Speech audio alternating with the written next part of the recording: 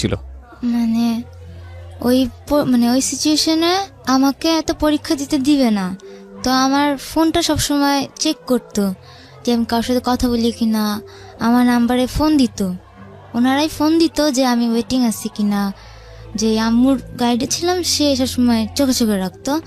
তো এক সপ্তাহ দেখলো যে আমি কথা বলতেছি না, কিন্তু ওনাদের বিশ্বাস যে আমি রিলেশনটা কন্টিনিউ করব, যতই গ্যাপ দেই না কেন কন্টিনিউ করব। তো আমাকে পরীক্ষা দিতে দিবে না, বলতেছে যে তুমি বিয়ে করো, ভালো পাত্র আছে। আমার কলেজ থেকেও গেছিল কয়েকজন মানে সম্বন্ধ নিয়ে, যার কারণে আমার বিয়ে দিতে চাচ্ছিল।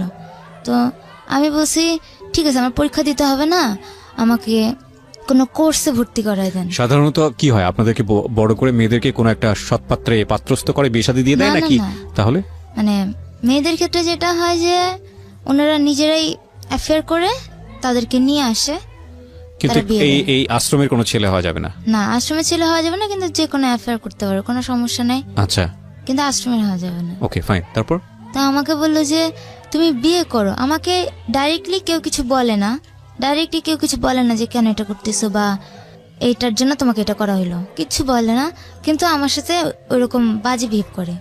তো আমাকে যখন বিয়ের জন্য খুব ফোর্স করতে লাগলো, তখন আমি বললাম যে আমাকে কোনো কোর্সে ভর্তি করায় দাও, আমি ওর সাথে যোগাযোগ করবো না। আমাকে সেলাইয়ের কোর্সে ভর্তি করে দিল, যে এখানে 3 মাস একটা কোর্স করব, কোর্স করার পরে আমার একটা চাকরি হবে গার্মেন্টসে। আমি সব থেকে ভালো স্টুডেন্ট ছিলাম আমার ব্যাচের, কিন্তু না আমার শুরু থেকেই যতদূর লেখাপড়া করছি সবসময় আমার রেকর্ড ভালো ছিল, মানে ডিসিপ্লিনও ভালো ছিল এবং রেজাল্টও ভালো ছিল। কিন্তু আমাকে পরীক্ষা দিয়ে দেবে না, আমাকে গার্মেন্টস চাকরি করতে হবে। আর উনি খুব ভালো মতোই জানতো যে আমার দ্বারা এসব সম্ভব না, মানে আমি শুধু লেখাপড়াই করছি, খেলাধুলা অন্যান্য যেসব কাজ এসব আমি করতে পারি না। ভর্তি করে দিল, আমিও যাইতাম ক্লাসে বেশ কিছুদিন, প্রায় 1 মাসের মতো গেছি। ওই সময় আমাকে ক্লাসে যাচ্ছি, তারপরে ক্লাস থেকে যখন বাসায় আসতাম তখন আমার সাথে 1-1.5 ঘন্টা, প্রায় দিনই 1-1.5 ঘন্টা এসে কথা বলতো যে ভালো ছেলে আছে, বিয়ে করো, তোমার ফিউচারে এইটা হবে ওইটা হবে, কিন্তু পরীক্ষা দেওয়া যাবে না, বিয়েই করতে হবে এবং এখনই সে বিয়েটা করতে হবে। বলে তুমি যদি চাও এই মাসেই বিয়েটা দিয়ে দিতে পারি, আমরা খুব ভালো ঘরের ছেলে, তুমি খুব ভালো থাকবা। কিন্তু আমি তো কাউকে বিয়ে করতে যাচ্ছি না, আমি চাচ্ছিলাম যেভাবে পরীক্ষাটা অন্তত দেই, কিন্তু পরীক্ষা দিতে দিচ্ছে না। সেই কারণে আমি এক পর্যায়ে মনে হয়েছিল যে দিবে না, শুধু শুধু আর কি করব, এত দূর লেখাপড়া করলাম, আমার ইচ্ছা ছিলাম পরীক্ষাটা দেই, ভালো কোথাও লেখাপড়া করি। সেই কারণে আমি সুইসাইড করতে যাচ্ছিলাম। তো তুমি কি কোনো স্টেপ নিয়ে ফেলেছিলে সুইসাইড করার? রাইট। হ্যাঁ, বিভিন্ন রকম কাজ করতাম, ধরা খেয়ে যেতাম। যেমন আলমারির মধ্যে আসি, দেখা যেত অজ্ঞান হয়ে গেছি, বেশিক্ষণ থাকতে পারলাম না, অজ্ঞান হয়ে গেলাম। পরে ওই যে আম্মু আছে নজর রাখতো, মানে তার একটু গ্যাপের চান্সটাই আমি নিতাম, সে আবার আসতো, তখন আলমারির ভিতর থাকলে তোমার মনে হতো তুমি সুইসাইড মারা যাবে এখানে? না, আমি কিছুক্ষণ পরে অজ্ঞান হয়ে যেতাম ওখানে। তো অজ্ঞান হয়ে গেলে ওখান থেকে তোমাকে যদি কেউ উদ্ধার না করে তাহলে তুমি ওখানে মারা যাবে, এরকম বিষয় আমার মনে হতো যে আমার কিছু একটা হবে। আর কি স্টেপ নিতে? তারপরে আমি দোতলা বাসা, তো দোতলার যে সিঁড়িটা, ওখান থেকে লাফ দিলে মানে মুখের হাত পার অনেক ক্ষতি হবে, মানে খুব খারাপ অবস্থা হয়ে যাবে, মানে বিভৎস চিন্তাগুলো আসতো নিজের মধ্যে। ওকে, বুঝতে পারছি। ওখান থেকে লাফ দিব। এবং তোমার যে স্ট্যামিনাটা, মেন্টাল যে স্ট্যামিনাটা, সেটাও অনেকটা দুর্বল। এটা তোমার বেড়ে ওঠার কারণেই হয়েছে সামহাও। এটা তারা বুঝতো, যে কারণে তারা খুব একটা শারীরিক চাপ দিতে পারতো না, যেটা মনে হয়েছে কথা শুনে। ওকে, সো সুইসাইডের প্রসঙ্গে ছিলাম আমরা। সাগর, তারপর? ও সুইসাইড করতে গেল, যে আমার সাথে এত প্রবলেমের পরে ও সুইসাইড করার পদক্ষেপ নিল। সুইসাইড করার আগে আমাকে ফোন দেয় যে আমি তো এই কাজ করে ফেলবো। আমি অনেক কষ্ট পাই, আমি 1 সপ্তাহ ওর সাথে কথা বলিনি আমি। তারপরও ওর বাসার পিছনে, তখন বৃষ্টি পড়ছিল, বাসার পিছনে আমি প্রায় 3 ঘন্টা ধরে দাঁড়িয়ে আছি যে তুমি কিছু করো না, আমি আসি, আমি তোমার সাথে থাকবো, যেমন করেই হোক, যেভাবে হোক, আমি তোমার সাথে রিলেশন কন্টিনিউ করবো, তুমি কিছু করো না, তুমি কিছু করলে আমিও কিছু করে ফেলবো।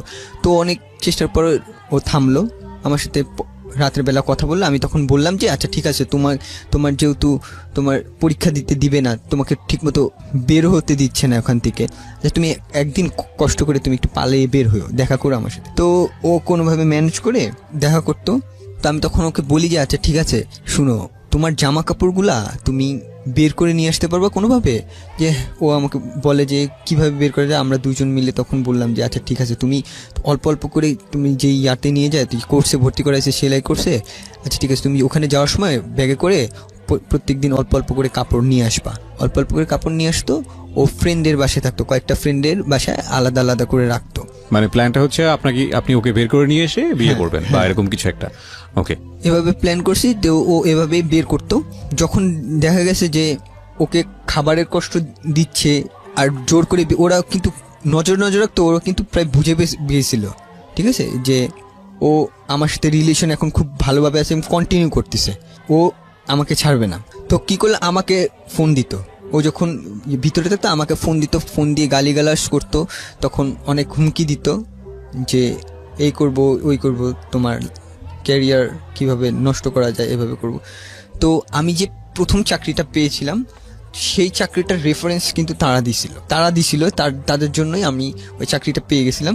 তো আমি ভাবলাম যে আচ্ছা ঠিক আছে, আমি ওকে নিয়ে যেহেতু চলে যেতে চাচ্ছি, আমি যদি এখানে থাকি ওরা আমাদের তো ধরে ফেলবে, আর ওরা আমার চাকরিটা নিয়ে এমনও দেখা গেছে যে চাকরি থেকে তাদের যেহেতু চেনাশোনা, তাদের রেফারেন্সে তারা বাদ দিয়েও দিতে পারে। তো আমি কী করলাম যে আমি আরেকটা জায়গায় পরীক্ষা দিচ্ছি, আরেকটা চাকরির জন্য খুঁজছি। কিছুদিন খোঁজার পর আমি একটা চাকরি পেয়ে যাই, সেটা হচ্ছে নারায়ণগঞ্জ, আমি যেখানে এখন আছি সেখানে নারায়ণগঞ্জ আরেকটা প্রতিষ্ঠানে আমি চাকরি পেয়ে যাই। তো ওখানে আমি বাসাটা শিফট করে নিয়েছি। আমার বাসা বলতে তখন ছিল হচ্ছে মাত্র বেড আর হচ্ছে সামান্য কিছু জামা কাপড়, এই তো ওর জামা কাপড়ও বের করে নিয়ে আসে।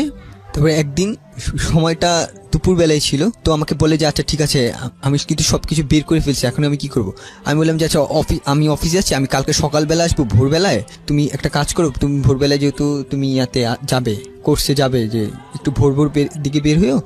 তো পরদিন ভোরবেলায় বের হয়, তো আমি ওকে নিয়ে চলে আসি এদিক দিয়ে। ওর যে নাম্বারটা ছিলাম এই নাম্বারটা বন্ধ করে দিছি, আমি আমার নাম্বারটা বন্ধ করে দিয়ে আমি ওখানে আসি। তো আছে এখন নতুন একটা বাসায় উঠছি, যেহেতু ওখানে চাকরি করছি, নতুন বাসায় উঠছি। প্রথমে আমি বিয়ে করিনি, প্রথমে যেহেতু সাবলেট উঠছি, তো ওখানে আমি যেহেতু 3টা রুম আছে, 3টা রুম কি 2টা রুম আর একটা হচ্ছে হল রুম। তো আমি বাসায় পরিচয় দিলাম যে এটা আমার ওয়াইফ, তো ওভাবেই নিয়ে গেছি।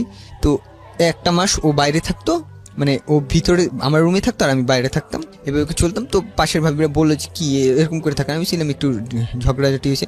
তো পরে মাসে যে বেতনটা পাইছি, আমি প্রথম বেতন পেয়ে আমি ওকে বিয়ে করি। এটা আমার কতগুলো কলিগের সাহায্যে, যে তারা টাকা পয়সা বা এভাবে বিয়েটা দেয়। কত সালে বিয়েটা হলো? এটা হচ্ছে 2017। ওকে, মানে 2017 কোন মাসে? এটা হচ্ছে জুলাই মাসে, বেশ কিছুদিন হলো আর কি। হ্যাঁ, জুলাই মাসের 7 তারিখে আমরা বিয়ে করার পরে আমাদের খবর কিন্তু ওরা জানে না, ওই অনাথ আশ্রমে কেউ জানে না, পালিয়ে এসছে। হ্যাঁ, তো অনাথ আশ্রমে কেউ জানে না। তো আমরা ঠিক মতোই চলছি, ভালো মতোই চলছি, 2 মাস খুব ভালোভাবেই চললাম। একদিন আমি কাজের ক্ষেত্রে নারায়ণগঞ্জে যেহেতু গেছি, কাজের ক্ষেত্রে যাওয়া হয়, তখন ওখান থেকে যে অনাথ আশ্রমে একজন ভাই আছে, সেও আবার নারায়ণগঞ্জে কোথাও জব করতো, সে আমাকে দেখে ফেলছে, এবং দেখে ফেলে সে আমার পিছনিস, আমি সেটাও জানি না, আমি তাকে দেখিনি। পরে আমি যে বাসায় থাকতাম, যে অফিসে কাজ করতাম, দেখি কন্টিনিউ সে আমাকে ফলো আপ করতো। তো এইভাবে করে সে আমার প্রত্যেকটা খবর জানে, আমি কোন দোকান থেকে লোড করতাম, দোকানে আমি দেখা গেত আমি প্রত্যেকদিন কিন্তু লোড করা লাগতো, যেহেতু আমি চাকরি করি, আমার চাকরির ক্ষেত্রে তো আর বাইরে বের হইতে পারবে না। আমার অফিসটা এমন জায়গায় ছিল, যদি মোবাইলে টাকা না থাকে তাহলে আমার অনেক দূর যেয়ে তারপর মোবাইলে টাকা ভরতে হয়। তাই প্রত্যেক রাতের বেলা আমি বাসায় ঢোকার আগে মোবাইল নাম্বারটা লোড করে তারপর ঢুকি। তো ওখান থেকে ও পেয়ে যায়। একদিন আমি অফিসে আছি, তো ওখান থেকে ফোন আমি নর্মালি তো চিনি না, আননোন নাম্বার, তো ফোন ধরছি। তখন আমার কথা জিজ্ঞেস করে যে তুমি কোথায়। আমি বলছি কে বলছেন, তারপর পরিচয় দেয়, তারপর বলে যে আমি কিন্তু জানি তুমি কোথায় থাকো, কোথায় চাকরি করছো, সব কিছুই জানি, আমাদের কাছে সব কিছু খোঁজ খবর আছে, তোমাকে দেখছে এখানে, তোমার বাসা এখানে। যখন দেখি সব কিছু এক্স্যাক্ট বলে দিচ্ছে, তো আমাকে জিজ্ঞেস করছে তোমার কাছে পাপিয়া গেছে কিনা। আমি তখন যেহেতু দেখছি যে সব কিছু এক্স্যাক্ট বলে দিছে, তো আমি বললাম যে হ্যাঁ আমার কাছে চলে আসছে, ধরা খেয়ে গেছি আমি। তো আমি আর মিথ্যা কথা বলিনি, আমি সত্যি কথা বলে দিছি। তো বলছে যে আচ্ছা তোমরা কি বিয়ে করছো, আমি বললাম যে হ্যাঁ বিয়ে করছি। আচ্ছা ঠিক আছে তুমি আসো। এটা কে জিজ্ঞেস করেছে? ওই যে ওখান থেকে আশ্রমের অথরিটি। হ্যাঁ, অথরিটি। ওকে, তো তোমরা কি বিয়ে করছো? আমি বলছি হ্যাঁ আমরা বিয়ে করে ফেলছি। তো বলে যে আচ্ছা ঠিক আছে আসো দেখি, আর কাবিন নাম্বারটা নিয়ে আসো। তো আমার ভয় লাগছে যে আমি আমি ওকে বলি যে আমি একটু ঘুরে আসি, আমি প্রথমে জানাইনি, ঠিক আছে। তো আমি আসি অনাথ আশ্রমে। তো আসার পর আমাকে প্রচণ্ড মারধর করে, যেহেতু আমি করি, অনেক মারধর করা হয়। আমার বাম পায়ে অনেক বড় আঘাত পাই। তো তারপরে কারা মারে আপনাকে? ওখানে ভিতরেই অথরিটি মারে? হ্যাঁ, মানে যারা মেরেছে তারা কি ওখানকার ম্যানেজমেন্টের কেউ? ম্যানেজমেন্টের ছিল। তারপর ওরা যাকে ভাই বলতো, ওরা ওখানকার ছেলেমেয়েরা, যারা আশ্রমের ছেলেমেয়েরা তারা মারে? ছেলেরা মারছে। আচ্ছা, যে ও যে ঘরে থাকতো সেই ঘরের যে ভাই ছেড়া ছিল। ও ওকে ওকে, ইন্টারেস্টিং। মানে ওরা মনে করতেছে ওর বোনকে নিয়ে গেছেন আপনি? আচ্ছা। তারপর অনেক মারে, আমি বাম পায়ে প্রচন্ড জখম হই, খুব খারাপ অবস্থা হয়ে যায়। তো আমি পরে ওকে ফোন দিই যে আচ্ছা আমার তো এই অবস্থা হয়ে আছে, তুমি কাবিননামাটা নিয়ে আসো, ঠিক আছে? তো ওই সময় জানতে পারি আমাকে পুলিশ কেসও করা শেষ আমার নামে। কেসও করছে, যেদিন ও পালিয়ে আসছে সেদিনই বলে কেস করছে। তো পুলিশ আসলেও আমাকে ভিতরেই আটকে রাখা হয়। তো ও তো নতুন গেছে ওখানে, ও কোথাও বাইরে টাইরে যায় না। তো আমি ওকে বললাম যে ও তো একা আসতে পারবে না, আমাকে দেন, আমি ওকে বলে দিই। আমি ওকে মোবাইলে বলে দিছি যে কিভাবে আসতে হয়। তো ওভাবে ও আমার কথা শুনে আসে কাবিননামাটা নিয়ে আসে। তো পরবর্তীতে কাবিননামাটা দেখে যে আসলে বিয়ে হয়ে গেছে। প্রাপ্তবয়স্ক ছিলেন আপনারা? প্রাপ্তবয়স্ক, যেহেতু তারা আর কিছু করতে পারেনি। পুলিশ কিছু করেনি? না। তারপর আমাকে 2 বার হাজিরা দেওয়া লাগে। কোথায়? পুলিশের কাছে। পুলিশের কাছে কেন হাজিরা দিতে হবে? হাজিরা দিতে হলে তো আপনি হাজিরা দেবেন কোর্টে। পুলিশ কি করে, মানে পুলিশের রোলটা কি ছিল এখানে? পুলিশের তারা কেস করার পরে যে কেস করেছিল, তো আপনি থানায় গিয়ে হাজিরা দিয়েছেন? আচ্ছা, থানায় গিয়ে কি বলেছে ওখানে, কি করেছে? যে তাদের ধারণা ছিল যে তারা ওখান থেকে বলছে যে আমি মেয়েকে নিয়ে পালিয়ে গেছি। আচ্ছা আচ্ছা, বুঝতে পেরেছি। মেয়েকে নিয়ে পালিয়ে গেছি, এটা হচ্ছে পুলিশ তো কোনো হ্যারাসমেন্ট করেনি আপনাদের? না। ওকে, ফাইন, ভেরি গুড। হ্যাঁ, যাওয়া হয়, কাবিননামাটা দেখায়, তারপর কেস উঠায় না। তারপর ওই দিন আমাদের ওরা উঠায় নেয়? ওরা উঠায় নাই, আচ্ছা। তখনও উঠায় নাই। তখন আমাদের ওই দিন ছেড়ে দেওয়া হয়। আমি বাম পায়ে প্রচন্ড জখম অবস্থায় আমি বাসায় আসি। আমার ওয়াইফ অসুস্থ, ওই সময় আমাকে সেবা করে। আমার এমনিতেই তো আমি আমার চাকরিটা কন্টিনিউ করতে পারিনি। তারপর আবার ঢাকায় যাওয়া, পুলিশের কাছে থানায় গিয়ে হাজিরা দেওয়া। 2 দিন হাজিরা দেওয়ার পরে যখন আমি নিজেই বলছি আচ্ছা আমরা তো বিয়ে করে ফেলছি, এখন কেসটাকে পরবর্তীতে কেসটা উঠিয়ে নেওয়া হয় আমাদের। তো ওই মাসে আমার প্রচণ্ড অসুস্থ, আমার পা ভেঙে গেছে। তারপর আমার ওয়াইফ অসুস্থ, আমি অনেক দিন আমার অফিস গ্যাপ হয়ে যায়। তো অফিসে আমি যেই গার্মেন্টস সেক্টরে ইঞ্জিনিয়ার ছিলাম, তো তারা বলে যে আচ্ছা আপনার আর কন্টিনিউ করা লাগবে না, জবটা ছেড়ে দেয়। হ্যাঁ, তারাই বলে যে আচ্ছা পরদিনই সেই রিজাইন লেটারটা নিয়ে যান। তা আমি ওখানেকার যে আমাদের জেনারেল ম্যানেজার ছিল জেমস স্যার, তাকে অনেক রিকোয়েস্ট করি যে স্যার আমাকে শেষ রিজাইন, বাট তারা আমার জায়গায় আরেকজন লোক নিয়ে নিছে এরই মধ্যে। তো আমি ভাঙা পা নিয়ে গেছি অফিসে, রিজাইন লেটারটা নিয়ে এসে আমি ওয়াইফকে জানাইনি তখনও যে আমার চাকরিটা নাই আর। কারণ আমার ওয়াইফ তখন অনেক বেশি অসুস্থ হয়ে পড়ছে। কারণ ভারী কাজ করতে হতো না, আমি কষ্ট করে চলতেছি। সেদিন আসলাম বাসায়, ওর জ্বর ছিল, আমি নিজেই করলাম, মাথায় পানি দিয়ে দিলাম। তখন ও জানে না, তখন আমার দিকে তাকালে যে আজকে তুমি আগে আসলে না, তোমার অসুস্থ তো তুমি, এই জন্য আগে আসলাম। তারপর বললে না তোমার চোখ তো অন্য কথা বলতেছে তুমি। তারপরে রাতের বেলা অনেকক্ষণ পর বলছি যে আমার চাকরিটাই অবস্থা চলে গেছে, আমার অনেকগুলো গ্যাপ হয়ে গেছে এই কারণে। তো ওই মাসে খুব খারাপভাবে আমরা দিন কাটাইছি, যে দেখা গেছে যে পরের মাসে বেতন পাবো, ওই মাসে এই যে এত ঝামেলা, ওষুধপত্রতে চলে গেছে, টাকা পয়সা চলে গেছে। আমাদের কাছে কোনো টাকা পয়সা নাই, খাবার দাবারের জন্য কিছু টাকা পয়সা নাই। তো আমরা কি করতাম, আমাদের কিছু টাকা ধার নিতাম, বা দোকান থেকে ধার নিতাম, যে ওই মাসটা কোনো মতে চলে আসছি। পরের মাসে যে বেতনটা পাইছি, আমি আগের মাসে তো চাকরি করছি যতদিন, 25 দিনের মতো চাকরি করছি, তখন 12,000 টাকা দেয়। তো 12,000 টাকা পেয়েছিলাম। টাকা পাওয়ার পর বাসা ভাড়া, দোকান ভাড়া, দোকানের সদাই যে বাকি নেওয়া হয়েছিল সেগুলি দেওয়ার পরে আমাদের হাতে খুব অল্প থাকে। এই অল্প টাকা দিয়ে ওর চিকিৎসাও ঠিক মতো হয় না, ও কিছুদিন পর অসুস্থ হয়ে যাচ্ছে। চিকিৎসার জন্য কিছু টাকা রাখলাম, বাজারের জন্য কিছু টাকা রাখলাম, আর আমি নতুন চাকরি তো খুঁজতে হবে। তো নতুন চাকরির জন্য খোঁজার চেষ্টা করতেছি। আমি ওকে ছাড়া কোথাও যাইতেও পারতেছি না, ও কারণ অসুস্থ হয়ে যায়, বাসায় ওকে দেখার জন্য কেউ নাই। আবার আমার এখান থেকে চাকরিও দরকার। তো আমি ফোনে কতজনের কাছে জিজ্ঞেস করলাম, যে আগে যেসব অফিসে চাকরি করছি, 2টা অফিস, বললাম ভাই আমার ওয়াইফের তো এই অবস্থা, আমার একটা চাকরির খুবই দরকার, যে আমি পরিশ্রম করতে চাই, আমি পরিশ্রম করে বাঁচতে চাই। তো অনেকে অনেক কথাই বলে, যে সবাই সহানুভূতি দেখায়, আচ্ছা ঠিক আছে আমি ব্যবস্থা করে দেবো, এই করে দেবো, সেই করে দেবো। পরে ওই মাসটা কোনো মতে কাটাইলাম। পরের মাসে আমার ওয়াইফের প্রচণ্ড খারাপ অবস্থা, বমি হচ্ছে, বারবার গলা থেকে রক্ত পড়ছে, পেটে ব্যথা, যেমন গাইনি প্রবলেম হয়ে গেছে। তো আমি অনেক দিন ওই অনাথ আশ্রমে ফোন দিলাম যে স্যার আমার তো এই ওয়াইফের এই অবস্থা। তারা রেসপন্স করে বা শুনলেও না শোনা ইয়া করে। তো একদিন রাত্রেবেলা অল্প কিছু খাওয়া দাওয়া করার পরে ও প্রচণ্ড জ্বর চলে আসে। হ্যাঁ, ও আমাকে বলে যে আমি আর সহ্য করতে পারতেছি, আমার দম নিতে কষ্ট হচ্ছে, তো আমি এখন কি করব। তো ওই দিন রাতের বেলা আমার মনে আছে আমি প্রায় 2 ঘন্টা ফোন দিছি, কেউ রেসপন্স করে নাই। পরের দিন সকালবেলা আমি খুব ভোরবেলায় ফোন দিছি, পরে ধরছে। তো বললাম যে স্যার আমার ওয়াইফের তো খুব খারাপ অবস্থা, এটা যদি ডাক্তার না দেখাই তাহলে খুব খারাপ হয়ে যাবে আমার ওয়াইফের সাথে। তো ওনারা বলে যে আচ্ছা ঠিক আছে নিয়ে আসো। আমার ওয়াইফ হাঁটতে পারে না, আমি কোনো মতে কষ্ট করে নিয়ে গেছি। ও গাড়িতে উঠছে, ঠিকমতো বসতে পারতেছে না, পুরো চোখ মুখ লাল হয়ে গেছে।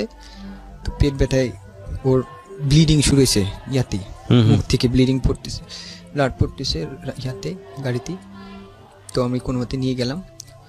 তো ওখানে ঢুকতে দিবে না প্রথমে, অনেক মানে ওয়েট করাচ্ছে।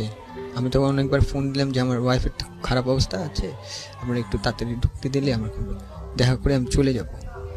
কিছু আর্থিক সাহায্যের জন্য আসছিলাম, আর হচ্ছে কিছু চাকরির জন্য রেফারেন্স যদি দেয় ওরা, এই 2টা কারণে আসি। তো আসছি আধা ঘন্টা কথা বলে, তা আমাদের প্রথম অনেক খারাপ ব্যবহার, মানে বাজে কথা বলা, তোমার এই করছো সেই করছো। তো তারপরও তারা আমাদের 2000 টাকা দেয়। তারা আমাদের ওই দিন অনেক বেশি উপকার করছিল। অন্তত আমার ওয়াইফের যে কন্ডিশন ছিল, এই 2000 টাকা আমার ওয়াইফের জন্য অনেক বেশি কাজের ছিল। আমি ওই 2000 টাকা পাইছি। তারপরে আমার ওয়াইফকে নিয়ে ডাক্তারের কাছে গেছি, গাইনি ডাক্তার দেখালাম, অনেক বড় প্রবলেম হয়েছিল। তো 1 মাসের ওষুধ লিখে দেয়। 1 মাসের ওষুধ কেনার টাকা ছিল না আমার কাছে যেহেতু। তো আমি 10-12 দিনের ওষুধ কিনি। ওষুধ কেনার পরে আর কিছু বাজার নিয়ে আসি, যে আচ্ছা ঠিক আছে ওষুধ খেলে হবে না, বাজারও তো লাগবে। তো বাজার কিনে নিয়ে আসি। এভাবে করে মোটামুটি একটু সুস্থ বা একটু কথা বলতে পারে, বা আগের মতো ব্যথা যন্ত্রণা করে না, বা রক্ত পড়াটা একটু কমে গেছে। তো তখন কি করলো, আমাদের যে ছিল, যে দোকানে আমরা সদাই নিতাম বা বাকি নিতাম, সে দোকানদার বলে আচ্ছা ঠিক আছে আপনার তো চাকরি না, আপনি চাকরির কোনো ব্যবস্থা করতে পারবেন না, আপনি সদাই নেওয়া বন্ধ করে দিয়েছে। পুরো সদাই নেওয়া বন্ধ। আমার বাসা ভাড়া 1 মাসে দিছি, পরে বাকি হয়ে গেছে। 1 মাস দিতে পারি না, আমি বলছি চাকরি পেলে একবারে দিব। তো এইভাবে পুরো এপাশ দিয়ে আমাদের টর্চার শুরু করলো। আমার কিছু বাকি দিতে দিছে না, আমরা খাবো কীভাবে চলবো, কারণ আমার কাছে টাকা পয়সা তেমন ছিল না।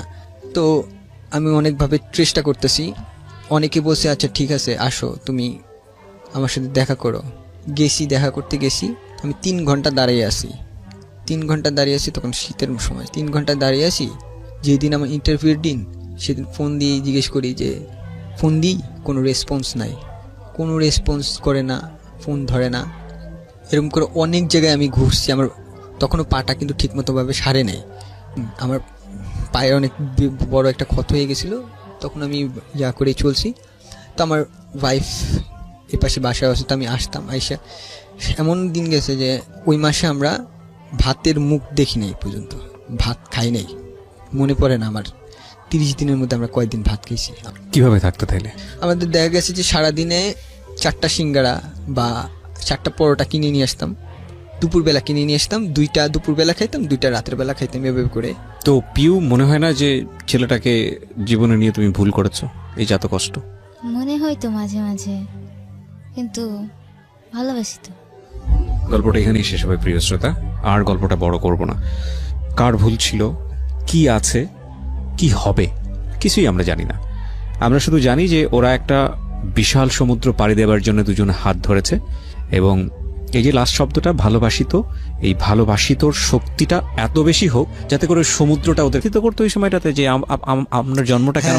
আমার খুব খারাপ লাগতো যখন স্কুলে যখন মাদার্স ডে হিসেবে সবাই আসতো, মাদার্স ডে ফাদার্স ডে হইতো, যখন সব মা বাবারা আসতো। আমার সময় কেউ ছিল না আমার কাছে, মানে কেউ আসতো না আমার জন্য। যে পরীক্ষার রেজাল্ট বেরোইছে, সব মা বাবারা আসতেছে, আমার কেউ ছিল না বলে আমার কেউ আসতোই না। আমি একা একা আমার রেজাল্ট কার্ড সবকিছু আমি নিজেই নিতাম, বা আদর করবে কেউ, আদর করার মতো তখন কেউ ছিল না। তো বন্ধু বান্ধব খুব ভালো ব্যবহার করতো আমার সাথে, সবাই জানতো যে আমি এই প্রতিষ্ঠান থেকে মানুষ হচ্ছি, আর ম্যাডামরাও জানতো। তো আমার একজন ম্যাডাম ছিল, তিনি আমাকে মা বলার অধিকার দেয়, যে তুমি আমাকে, তোমার যদি খুব কষ্ট হয় তাহলে তুমি আমাকে মা বলে ডাকো। আমি তাকে কোনো সময় ম্যাডাম বলিনি, তারপর থেকে আমি সবসময় আমি মা বলে রেখেছি, এবং সে মায়ের মমতা দিয়ে আমাকে বড় করছে যতদিন আমি ওই স্কুলে পড়াশোনা করছি। তো আমার যত সব হেল্প লাগে তিনি করছে, পড়াশোনার দিক দিয়ে, আর্থিক দিক দিয়ে। তো আমার আমার যখন ফ্রেন্ডের মাধ্যমে আমি ইসলাম ধর্ম গ্রহণ করি, তো ওখানে আমি তখনও জানাইনি, আর প্রতিষ্ঠানে তখনও জানাইনি যে আমি ইসলাম ধর্ম গ্রহণ করেছি। তাদের কিছু ছিল, রেস্ট্রিকশন ছিল যে তাদের, বাট আমি ভয়ও পেয়েছিলাম, এই জন্য জানাইনি। আর তাদের অনেকগুলো নিয়ম ছিল, আমি লুকিয়ে লুকিয়ে আমাদের বন্ধু বান্ধবের সাথে আমি তাদের কিভাবে কোরআন শরীফ পড়তে হয়, কিভাবে নামাজ পড়তে হয়, কিভাবে রোজা রাখতে হয়, এগুলো শিখেছে। সেগুলি শিখেছি। আমি লুকিয়ে লুকিয়ে নামাজ পড়তাম তখন, যে বাসার উপরে আমি যতদিন ছিলাম হোস্টেলে, সবাই দেখা গেছে যে মসজিদে নামাজ পড়তেছে, কয়েকজন ফ্রেন্ড আমাকে নিয়ে যাইতো, যখন নিয়ে গিয়ে আমরা বাইরে যেয়ে নামাজ পড়তাম, আমি নামাজ পড়তাম।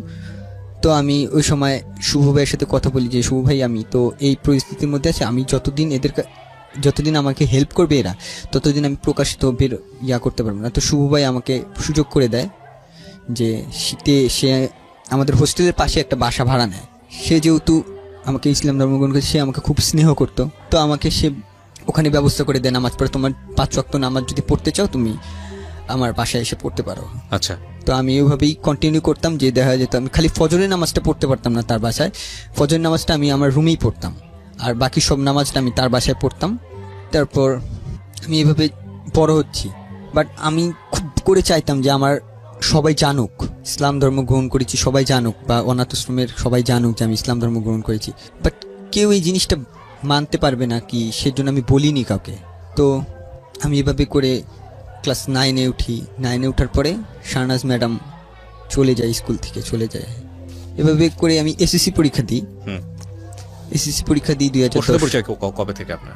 আমি ছোটবেলায় যেখানে মানুষ হয়েছি সেখানে যেতাম, মাঝে মাঝে যাইতেন, মানে হ্যাঁ। শেকরের যেখানে আসলে। হ্যাঁ, ওকে। তো অকেশনে যেতাম, তো অকেশনে এক অকেশনে গেছি, সেটা ঈদ ছিল।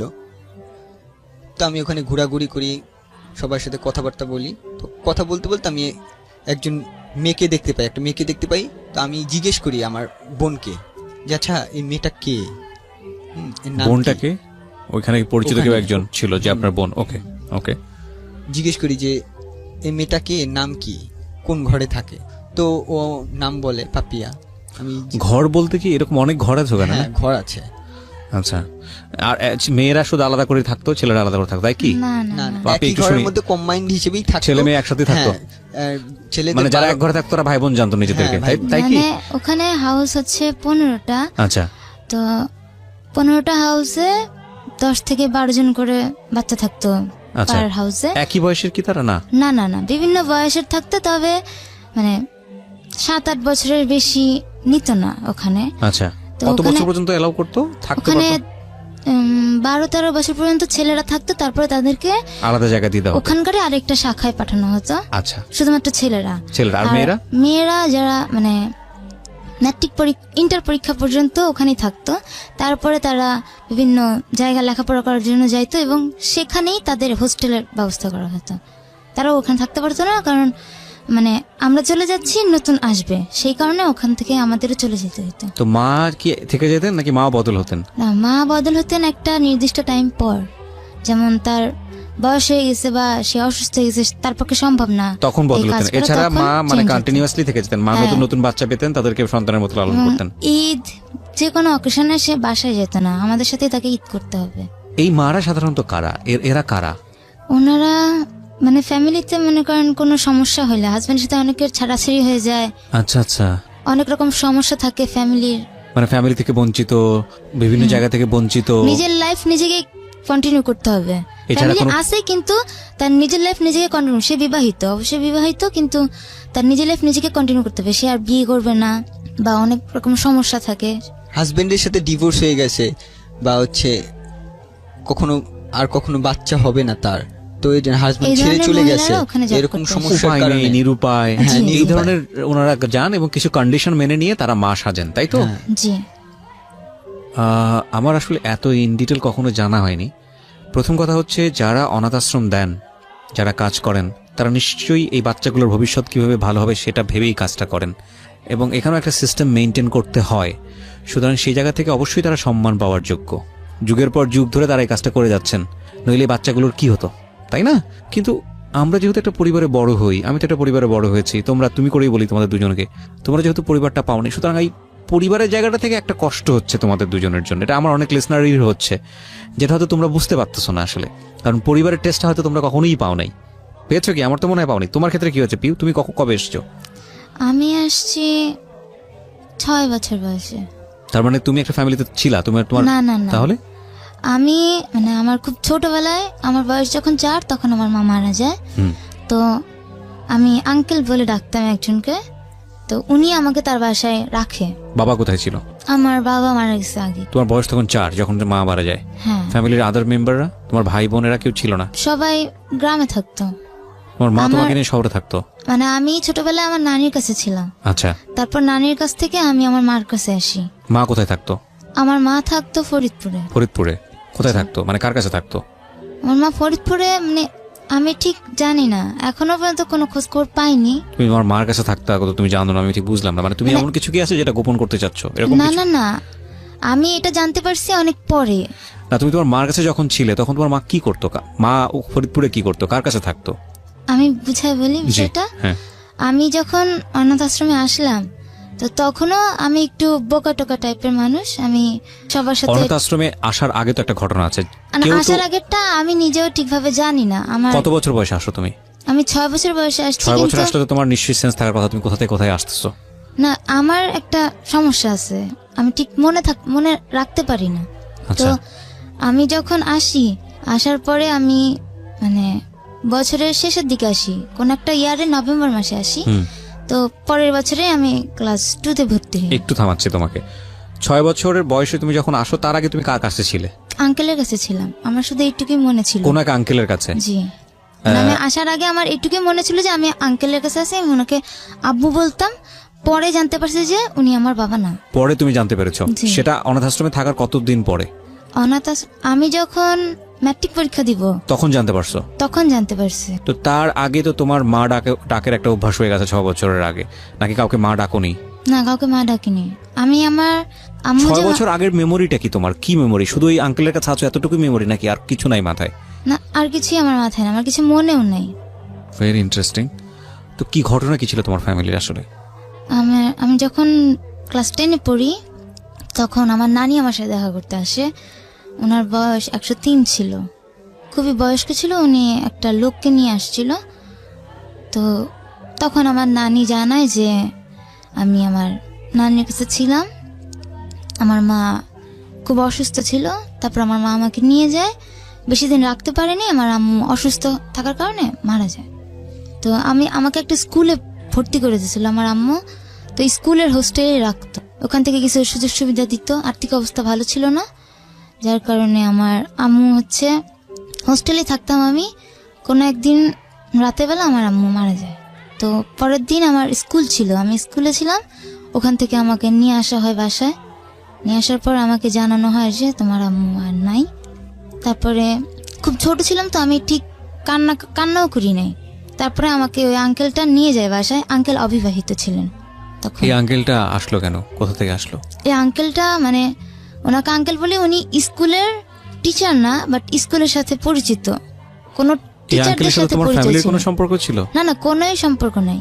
তো আঙ্কেল তোমাকে কেন অ্যাডপ্ট করলো? ওই ছোটবেলা থেকে আমি মানে যে স্কুলে পড়তাম, তো স্কুলের মালিক যে ওটা এরকম অনাথ আশ্রমের মতোই। আচ্ছা। তো ওনার সাথে ভালো মতো মানে টিচারদের সাথে ভালো সম্পর্ক থাকার কারণে ওনারাই ওনার সাথে আমার পরিচয় করে দেয়। আচ্ছা আচ্ছা। তো উনি খুব মানে আদর করতো আমাকে। খুব ছোট ছিলাম, আর আমি ছোটবেলা থেকেই একটু বোকা টোকা টাইপের। মনে করেন 6 বছর বয়সে অনেক কিছু মনে থাকে, কিন্তু আমার কিছুই মনে থাকে না। উনি আপনাকে কতদিন রাখে? উনি আমাকে 1-1.5 বছরের মতো রাখে। রাখার পরে তারপরে অনাথ আশ্রমে দিয়ে দেয়? হ্যাঁ, উনি আমাকে ঢাকায় নিয়ে আসে। বাবারকে নিয়ে কোনো ইনফরমেশন দিয়েছে আপনাকে কেউ?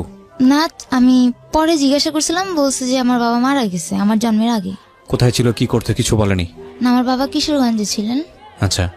তো মারা গেছে, মারা যাওয়ার পর আমার আম্মু চলে আসে ফরিদপুরে। আচ্ছা। আমার আম্মু সিলেটে ছিল, তো উনি ফরিদপুর চলে আসে। তো বাবার বাড়িতে, বাবার ভিটামাটি, বাবার তোমার না, কোনো কেউ আমার সাথে যোগাযোগ করে নাই, বা আমার আম্মুর ফ্যামিলির সাথেও কেউ যোগাযোগ করেনি। তারা বিয়ে করেছিল কেন, মানে দুজন দুজনকে পছন্দ করে এরকম কোনো কিছু? না না না, ফ্যামিলিতেই আমি ঠিক এটা বলতে পারবো না। আমার নানি আমাকে যতটুকু বলছে আমি ঠিক নানি ততটুকু নিশ্চয়ই এতদিনে বেঁচে নেই। না না না, তখন বয়স ছিল 103, উনি হাঁটতে পারেন না। তোমার বাবার ঠিকানাটা কোথায়, মানে কোথায় থাকে, বাড়ি কোথায়, কি অবস্থা, কিছু তুমি জানো না? না, আমি আর খোঁজ বিয়ের নয়? পরবর্তীতে আমি খোঁজ নিয়েছি, সেটা ধারাবাহিকভাবে বলবো। Okay fine. আমরা যে জায়গাটায় ছিলাম, যে আপনি তখন ক্লাস 9-এ, রাইট? ক্লাস 9-এ থাকা অবস্থায় আপনার এই পাপিয়ার সঙ্গে পরিচয় এবং পাপিয়াকে ভালো লেগে যায়, এই কারণে পাপিয়ার নামটা আপনি জানলেন। পাপিয়া তখন কোন ক্লাসে? আমি তখন 6-এ হবে। 6-এ। বলেন তারপর। তো আমি জিজ্ঞেস করি আমার বোনকে যে এই মেয়েটা কে, কোন ঘরে থাকে, নাম কি। তো আমাকে বলে যে নাম পাপিয়া, এত নম্বর ঘরে থাকে। তো ওখান থেকেই আমি ভালো লেগে যায়, প্রথম দেখাতে খুব ভালো লেগে যায়। তা আমি ওকে দেখার জন্য যেসব অকেশনে আমি না যেতাম, আমি তখনও কিন্তু জানাইনি যে আমি কিন্তু মুসলিম হয়ে গেছি। দেখা গেছে যে কোনো পূজা হচ্ছে ঘরে, আমি পূজাতে সচরাচর আগে যাইতাম না। তো আমি ওই সময় যাওয়া শুরু করছি। আমি কোনো রীতি রেওয়াজ মানি না, বাট আমি ওকে দেখতে চাই, জাস্ট দেখতে ভালো লাগে। যে ওর ঘরটা একটু আমার ঘরের সামনেই ছিল, তো ওকে দেখা যেত, তো আমি এই জন্য যাইতাম। তো এরকম করে কতদিন পার আমি ওকে বলিও নেই সাহস করে যে তোমার নাম কি। আমি নিজে জিজ্ঞেস করিনি যে তোমার নাম কি, কোন ক্লাসে পড়ো, কিছুই জিজ্ঞেস করিনি। কারণ ও দেখতাম যে ওর আচার আচরণ, যে আমি জিজ্ঞেস করছি আমার বোনকে ওর আচার আচরণ কীরকম, বা ও কীরকমভাবে মানুষের সাথে মিশে। তো বলে ও কোন ছেলের সাথেই কথা বলে না। তা আমি ওর যাইনি, যে আচ্ছা ঠিক আছে ও কোনো ছেলের সাথে কথা বলে না, যেহেতু আমি আর যাবো না ওর কাছে। তো আমি ওভাবে করেই খালি দেখতে আসতাম। তো আমার এসএসসি পরীক্ষা শুরু হয়ে গেছে। এসএসসি পরীক্ষার সময় তো আমাকে দোয়া নিতে হয়, আমি আবার যাই ওখানে। তো তখন কিছু একটা পার্টি হচ্ছিল, যে দেখা যাচ্ছে মাসের শেষে কিছু ভালো খাবার দাবার সব বাসা থেকে একসাথে নিয়ে কিছু পার্টি। ও পার্টিতে আমি যাই, যেহেতু আমাদের পরীক্ষার 2 মাস বাকি আছে। তো সব ঘরে দোয়া নিতে যাই। আমি ওর বাসায়ও যাই। ওর বাসায় আমি অনেকক্ষণ থাকি। তো প্রথম ওর কাছে জিজ্ঞেস করি তোমার নাম কি। ও আমাকে জাস্ট বলে পাপিয়া। তো তারপরে আর ওর আমার সাথে কথা বলে না, চলে যায়। তো আমি এসএসসি পরীক্ষা দিলাম। এসএসসি পরীক্ষা দেওয়ার পরে আমার যেহেতু কেউ না, আমাকে নিজের ডিসিশন নিজেই নিতে হবে। ওখান থেকে বলে দিছে যে তুমি তোমার নিজের ডিসিশন নিবা, যেহেতু তুমি এসএসসি পরীক্ষা দিছো, তুমি কোথায় ভর্তি হবা, কিসে পড়বা, কোন বিষয় নিয়ে পড়বা, সব নিজেই বলবা। তো আমি নিজেই ডিসিশন নিলাম। তো দেখা গেছে যে আমার এতটুকু মনে হলো, যেহেতু আমি এতিম, আমাকে নিজে বড় কাজ করে খাইতে হবে। তো আমি যদি জেনারেল লাইনে পড়ি তাহলে আমার পড়ার সময়টা অনেক বেশি হয়ে যায়। আমি যদি কারিগরি লাইনে পড়ি তাহলে আমি অল্পতে কোনো পড়াশোনা শেষ করে আমি কাজ করতে পারবো। তো আমি কারিগরি লাইনে চলে যাই। আমি নরসিংদীতে ভর্তি হই। নরসিংদীতে ভর্তি হওয়ার পর টোটালি আমি ওখান থেকে তো প্রথম সেমিস্টার ক্লাস করি নেই। আমি ঢাকায় চলে আসতাম। ঢাকায় চলে আসি স্কুলে, ও যে আমার পাপিয়া যে স্কুলে পড়তো সেই স্কুলে আসতাম ওকে দেখার জন্য। প্রথম সেমিস্টারটা এভাবেই গেল। প্রথম সেমিস্টার খুব খারাপ হয়ে যায়, আমার রেজাল্ট সবচেয়ে লো রেজাল্ট হয়।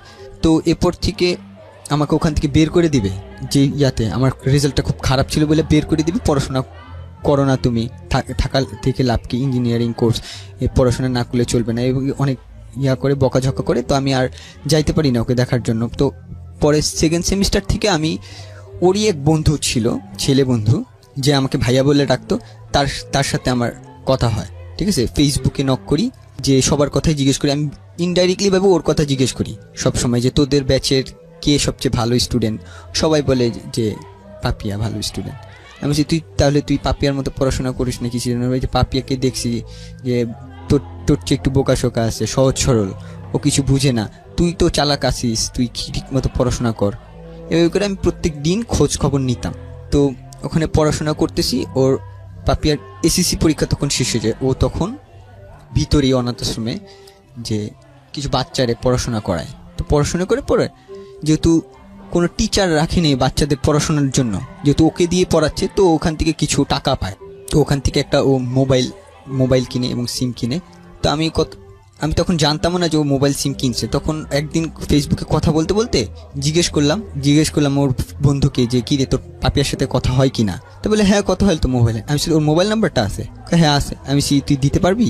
তো অনেক বারণ করে যে না এটা দেওয়া যাবে না, এই সমস্যা আছে সেই সমস্যা দেখায়। আমি তারপর অনেক ম্যানেজ করে নাম্বারটা নেই পাপিয়ার। তো পাপিয়ার নাম্বার আমি নেওয়ার পরে আমি ওকে ফোন দিতে পারছি না, ভয় পাচ্ছি যে ও আমার ফোনটা ধরবে কিনা, বা ধরলে বলে দিবে। কারণ ওখানে একটা নিয়ম ছিল যে ভিতরে কোনো ছেলে বা মেয়ে কখনো রিলেশন করতে পারবে না।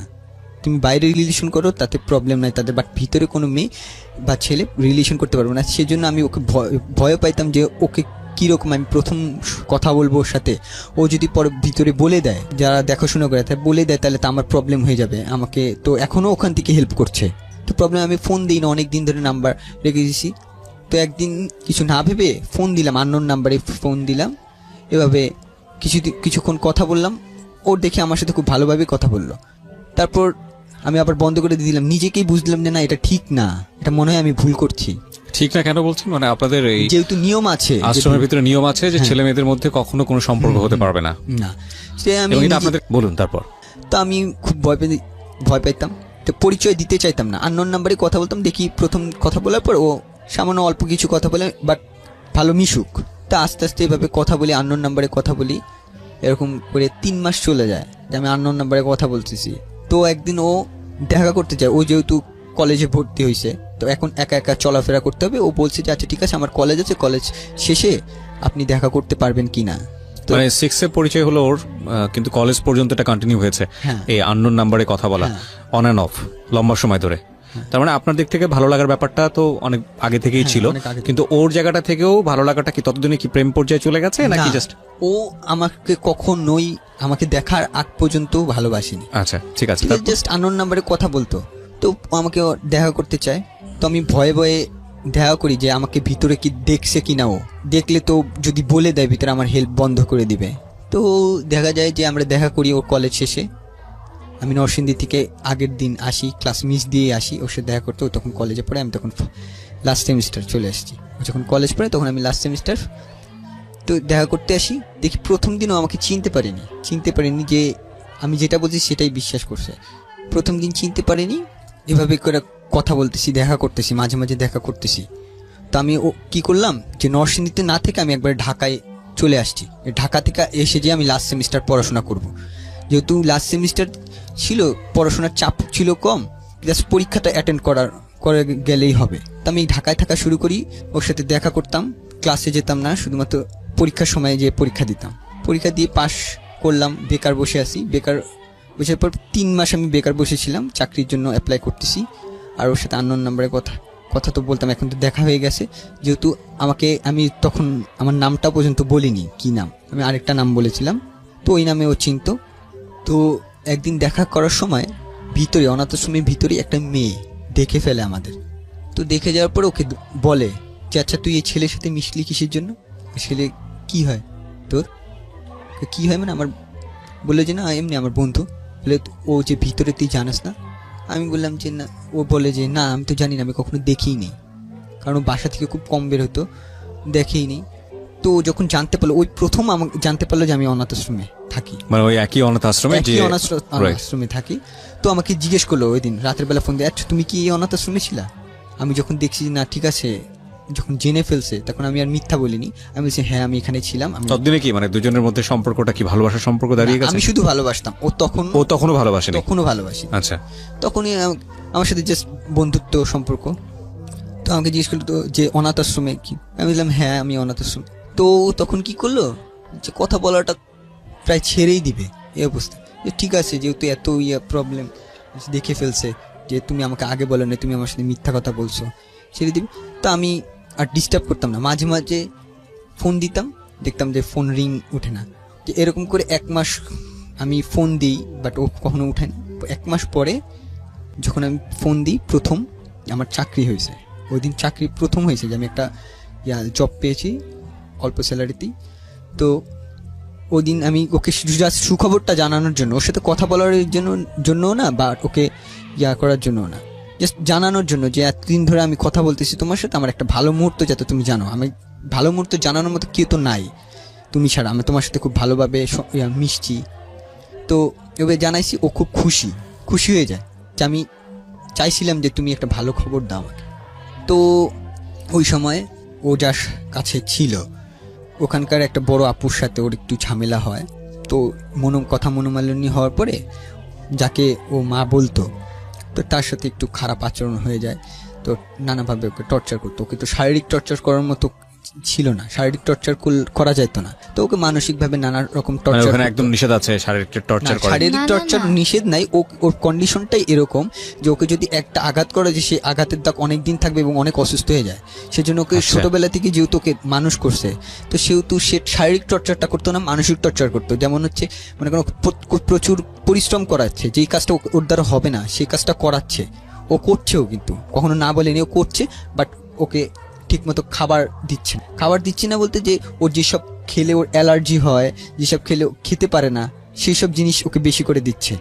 দিয়ে আবার কখনো দেখা গেছে যে 9টার সময় খাবার খাওয়ার সময়, যে 9টার সময়ও আসছে, এসে শুনে যে খাবার শেষ হয়ে গেছে। তো এইভাবে আমাকে বলতো যে এই কথাগুলা। তখন ওই 1 মাস পরে যখন আমি অফিস চাকরি পেলাম, তখন বলা হলো। তো আমি বললাম আচ্ছা ঠিক আছে, যেহেতু তোমার এই প্রবলেম হচ্ছে তুমি আমার সাথে আসো, আমি তো এখানেই থাকি, একসাথেই থাকি, তুমি আমার সাথে বন্ধুত্ব সম্পর্কে রাখো। তো জাস্ট বন্ধুত্ব হিসেবে আমার সাথে দেখা করতে আসো। আমি যেহেতু ওকে খাবার কষ্ট হচ্ছে, তা আমি তখন টিউশনি করা শুরু করছি এবং চাকরিও করি, টিউশনি করি। তো টিউশনির টাকা পাওয়ার পরে আমরা দুজন দুপুরবেলা লাঞ্চ করতাম, একসাথেই লাঞ্চ করতাম। যে আমার লাঞ্চ ব্রেক দিত, অফিসে ছুটি দিত, লাঞ্চ ব্রেক করতাম। আমার অফিসটা ওর কলেজটা একসাথেই ছিল, যেহেতু কাছাকাছি ছিল। তো আমি যেতাম, যে আমরা লাঞ্চ করতাম। ও আমাকে বলতো যে আমি জানি যে এটার পরে আমি পরবর্তী তার খাবার আদৌ কি পাবো কি না সেটা জানি না। তো আমি কি করতাম, প্রত্যেক দিন দুপুরবেলা লাঞ্চ করতাম আমরা দুইজন একসাথে। তো ও একটা পর্যায়ে 3 মাস সময় লাগছে আমাকে, এতদিন পরে আমার এই যে এক মাস পরে যখন কথা বলছি, তারপরে আর 3 মাস সময় লাগছে আমাকে ভালোবাসতে। তো একদিন আমাকে বলে যে আমি তোমাকে ভালোবাসি, বাট এটা তো কেউ মানবে না, কিভাবে কি করবো আমরা দুজন। তো আমি তখন বলি যে আচ্ছা ঠিক আছে, মানবে কি মানবে না তখন দেখা যাবে পরে।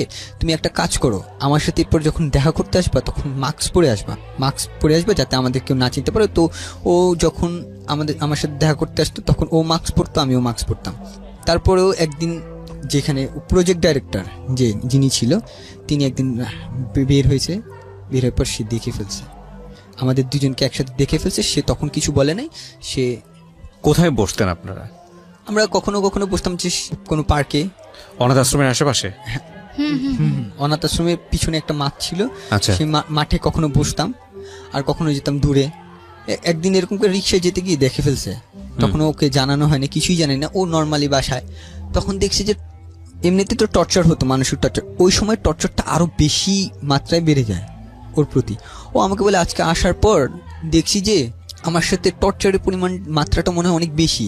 যেমন দেখা গেছে যে আমার আলমারি যেখানে কাপড় চাপড় রাখতাম, সেই কাপড় চাপড় এলো মেলো উল্টা পাল্টা। তারপর দেখি যে বাসায় এসে আমি আসছি খাবার খেতে, যে খাবার খাবার নিয়ে বিরক্ত করছে, পরিশ্রমের কাজ করছে, ওর রুমটা এলোমেলো করে রাখছে, গুছাইলে রুমকে আলাদা রুম দেওয়া হতো প্রত্যেককে? মানে একটা রুমে 4 জন করে থাকতো, কোনো রুমে 3 জন। তো আমি যে রুমে থাকতাম, যাকে আম্মু বলতাম, উনি খুব ভালো মতো জানতো যে সবকিছু কি আম্মুই করে, না টেক কেয়ার করা, শাসন করা সবকিছু মা করে, নাকি তার উপরে কেউ এসে তার উপরে না, আছে, উনি করে, ওনাকে গাইডলাইন দেয়, ওনাকে বলে দেয় যে এরকম এটা ঝামেলা করা হচ্ছে, যাবে না, এটা এভাবে করবেন। আচ্ছা। বাট উনি সবকিছু করে, ওনার সাথে আমাদের কানেকশনটা বেশি। আচ্ছা। তো উনি খুব ভালো মতো জানতো যে আমি আমার রুমটায় নোংরা পছন্দ করি না, আমার কাপড় চোপড় মানে আলাদা করে রাখি আমি সবসময়।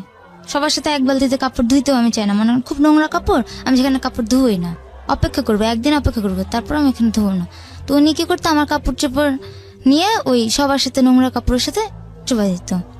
আমি এসব পছন্দ করতাম না, কিন্তু আমি কখনো মুখেও বলতাম না যে এই কাজটা কেন করলা। মনে মনে ভাবি যে এটা বলবো, সামনে গিয়ে আর বলতে পারি না, মানসিক যন্ত্রণা হতো। হ্যাঁ, আমার নিজের উপর রাগ হতো, আমি বিভিন্ন রকম মানে নিজেই কন্ট্রোল করার জন্য বিভিন্ন রকম কাজ করতাম। মানে খাবার নিয়ে বেশি একটু সমস্যা হইতো। যেমন উনি জানতো যে আমি এই টাইমে খাবো, এবং বিশেষ বিশেষ টাইমে আমি যদি ভারী খাবার না খাই আমি অসুস্থ হয়ে যাই। দেখা যায় হাঁটতে হাঁটতে পড়ে গেলাম, আমি কিন্তু সুস্থ, কোনো অসুখ হয় নাই, বাট হাঁটতে হাঁটতে আমি পড়ে যাব, 1-1.5 ঘন্টার মতো মনে করেন আমার কোনো জ্ঞান আসবে না, তারপরে আবার জ্ঞান আসবে, কিন্তু আমি উইক হয়ে যাব, ঠিক মতো হাঁটতে পারতেছি না। আবার খাবারটা খাইলে একটু রেস্ট নেওয়ার পরে আমি আবার ঠিক হয়ে যাই। তো উনি ওই রকম কাজ করতো, মানসিক পেইন দিত আর কি। হ্যাঁ। ওকে, হ্যাঁ, তারপর কি হলো? তারপর উনি এক সময় যখন জিজ্ঞেস করলো যে আচ্ছা আপনি, ও শেষমেশ জিজ্ঞেস করলো যে ওনাকে যে আপনি আমার সাথে এরকম কেন করছেন, আমার সাথে আমি তো আপনার কোনো ক্ষতি করি নাই, আমার মতো তো আরও বাচ্চারা আছে, হ্যাঁ আমি তো আপনার সাথে ছোটোবেলা থেকে আছি, আপনি আমার সাথে হঠাৎ করে আপনি মানসিক যন্ত্রণা দিয়েছেন, ঠিক আছে, এখন মাত্রাটা আরও বেশি কেন বাড়াই দিয়েছেন? তখন সে বলে যে তুই তো ওই ছেলের সাথে কথা বলিস, ওই ছেলের সাথে ঘুরোস, তো এটা দেখে ফেলছে। তারপর থেকে ও যে কারো কাছে যাবে, সবার কাছে গেলে বলতে গেলে যে আচ্ছা আমাকে এই মানসিক যন্ত্রণা দিচ্ছে, তো তারা সবাই এক কথা বলে তোর দোষের কারণে হয়েছে, তুই ওই ছেলের সাথে রিলেশন করছিস, এর জন্য কেন মিশতে গেলি বা কেন কেন affair করতে কথা গেলি? বলতে গেলি বা কেন মিশতে গেলি, ও কারো কাছে সাহায্যের জন্য ও পুরো একা হয়ে গেছে, পুরো একা হয়ে গেছে। তারপরে আমি একটু ওর মুখ থেকে শুনি, পিউ আসলে ঘটনাটা কি ঘটছিল একটু বলেন তো। কেউ চাচ্ছিল না যে আমার সাথে ওর কোনো সম্পর্ক থাকুক। এবং সেটা তাদের জায়গা থেকে এথিক্যালি ছিল, কারণ তাদেরকে এভাবেই শেখানো হয়েছে, এভাবেই বড় করা হয়েছে। হ্যাঁ, এবং হ্যাঁ, তাদের হ্যাঁ। জায়গা থেকে এটা তো অনৈতিক কোনো কিছু না আমি মনে করি, কারণ এটা তো অর্গানাইজেশনের এথিক্সের সাথে যায় না, অর্গানাইজেশনের যে রুলস অ্যান্ড রেগুলেশন আছে সেটার সাথে যায় না। এখন আপনাদের দুজনকে ভালো লেগে গেছে, ভালো লাগার ক্ষেত্রে তো ভালো লাগা কোনো নিয়ম মানে না, আইন মানে না, এটাও সত্য, তাই না? আমরা দুটো বিষয়কে একটু সমানভাবে দেখার চেষ্টা করব। হ্যাঁ বলেন। ইন্টার পরীক্ষা, তো ওই সময় আমার সাথে রিলেশন ছিল, তো ও কিছু সাবজেক্টে, দুইটা সাবজেক্টে একটু কম মার্ক পায়। ওই যে কলেজে পড়তো সেই কলেজের রুলস ছিল যে দুইটা সাবজেক্টে একটু কম মার্ক পেলে সে পরীক্ষা অ্যাটেন্ড করার জন্য যে গার্জিয়ান ডাকতে হবে। তো ওর সাথে আরও 3 জন পড়তো, ওদের অবস্থা ঠিক এরকম ছিল। তো দেখা গেল যে ওই 3 জন সুযোগ পেয়ে গেছে, হ্যাঁ একটু কম মার্ক পাওয়ার জন্য ওদের জন্য গার্জিয়ান গেছে, যে একই গার্জিয়ানই তো সবার জন্য একই গার্জিয়ান, যেহেতু ওরা গেছে যে ওই 3 জনকে পরীক্ষা দেওয়ার জন্য সুযোগ করে দিছে, বাট ওরটা করে না, ওরটা সেই সুযোগটা দেয় না। ও অনেক কান্নাকাটি করে যে আচ্ছা আমাকে এই সুযোগটা দেন, আমাকে, আমি ভালো করব, আমি পারবো, আমি পরীক্ষা দিব। তো ওকে বলে যে তুমি এটা তোমার দ্বারা হবে না, বলে যে আমি কিন্তু ওদের চেয়ে ভালো রেজাল্ট করছি। তো বলে যে তোমার সবচেয়ে বড় প্রবলেম হচ্ছে তুমি এই ছেলের সাথে আছো, তুমি ছেলের রিলেশন বন্ধ করে দাও, তারপর ভেবে দেখবো। তো ওই সময় ও আমাকে বলে এইসব কথা, তা আমি নিজে থেকে আমার থেকে মনে হলো যে ঠিক আছে, যেহেতু তোমার ক্যারিয়ার এটা, যে তোমার পড়াশোনা করা লাগবে, তোমাকে উঠতে হবে, আচ্ছা ঠিক আছে যে তুমি তোমার পড়াশোনার দিকে মনোযোগ দাও, তুমি বলো যে তুমি আমার সাথে রিলেশন ছেড়ে দিছো, আর আমিও এখান দিয়ে চুপচাপ থাকি কতদিন, তারপর পরিস্থিতি যখন ঠান্ডা হয়ে যাবে তখন দেখা যাবে যে আমরা পরে ম্যানেজ করে নিব। তো ওই সময় কথা বলে না, 1 সপ্তাহ কথা বলে না। তো ওই সময় ও বুঝাচ্ছে যে আমি ওর সাথে রিলেশন আস্তে আস্তে ছেড়ে দিচ্ছে, আমাকে পরীক্ষা দেওয়ার সুযোগ দেন, তারপর ওরা দেয় না। তারপরে যখন কোনো সুযোগই দিচ্ছে না আর ও পারছে না, 1 সপ্তাহ থাকার পর ও আমাকে বললো যে আমি 1 সপ্তাহ যে কি কষ্টের মধ্যে ছিলাম, আমি তোমার সাথে কথা বলি না। আর ওপাশ দিয়ে ওরা আমাকেই ফোন দিচ্ছে, ফোন দিয়ে আজে বাজে কথা বা শাসাচ্ছে এরকম, যে তুমি কেন এই জানা সত্ত্বেও তুমি এরকম করলা। আমি ভয়ে ফোন ধরতাম না, ওরও ফোন ধরতাম না। ওই সময় প্রবলেম হয়ে গেছে, ওরও আমারও প্রবলেম হয়ে গেছে, যেহেতু সবাই জেনে গেছে বিষয়টা। সো আমার সামনে যিনি রয়েছে তার সঙ্গে একটু পরিচিত হই।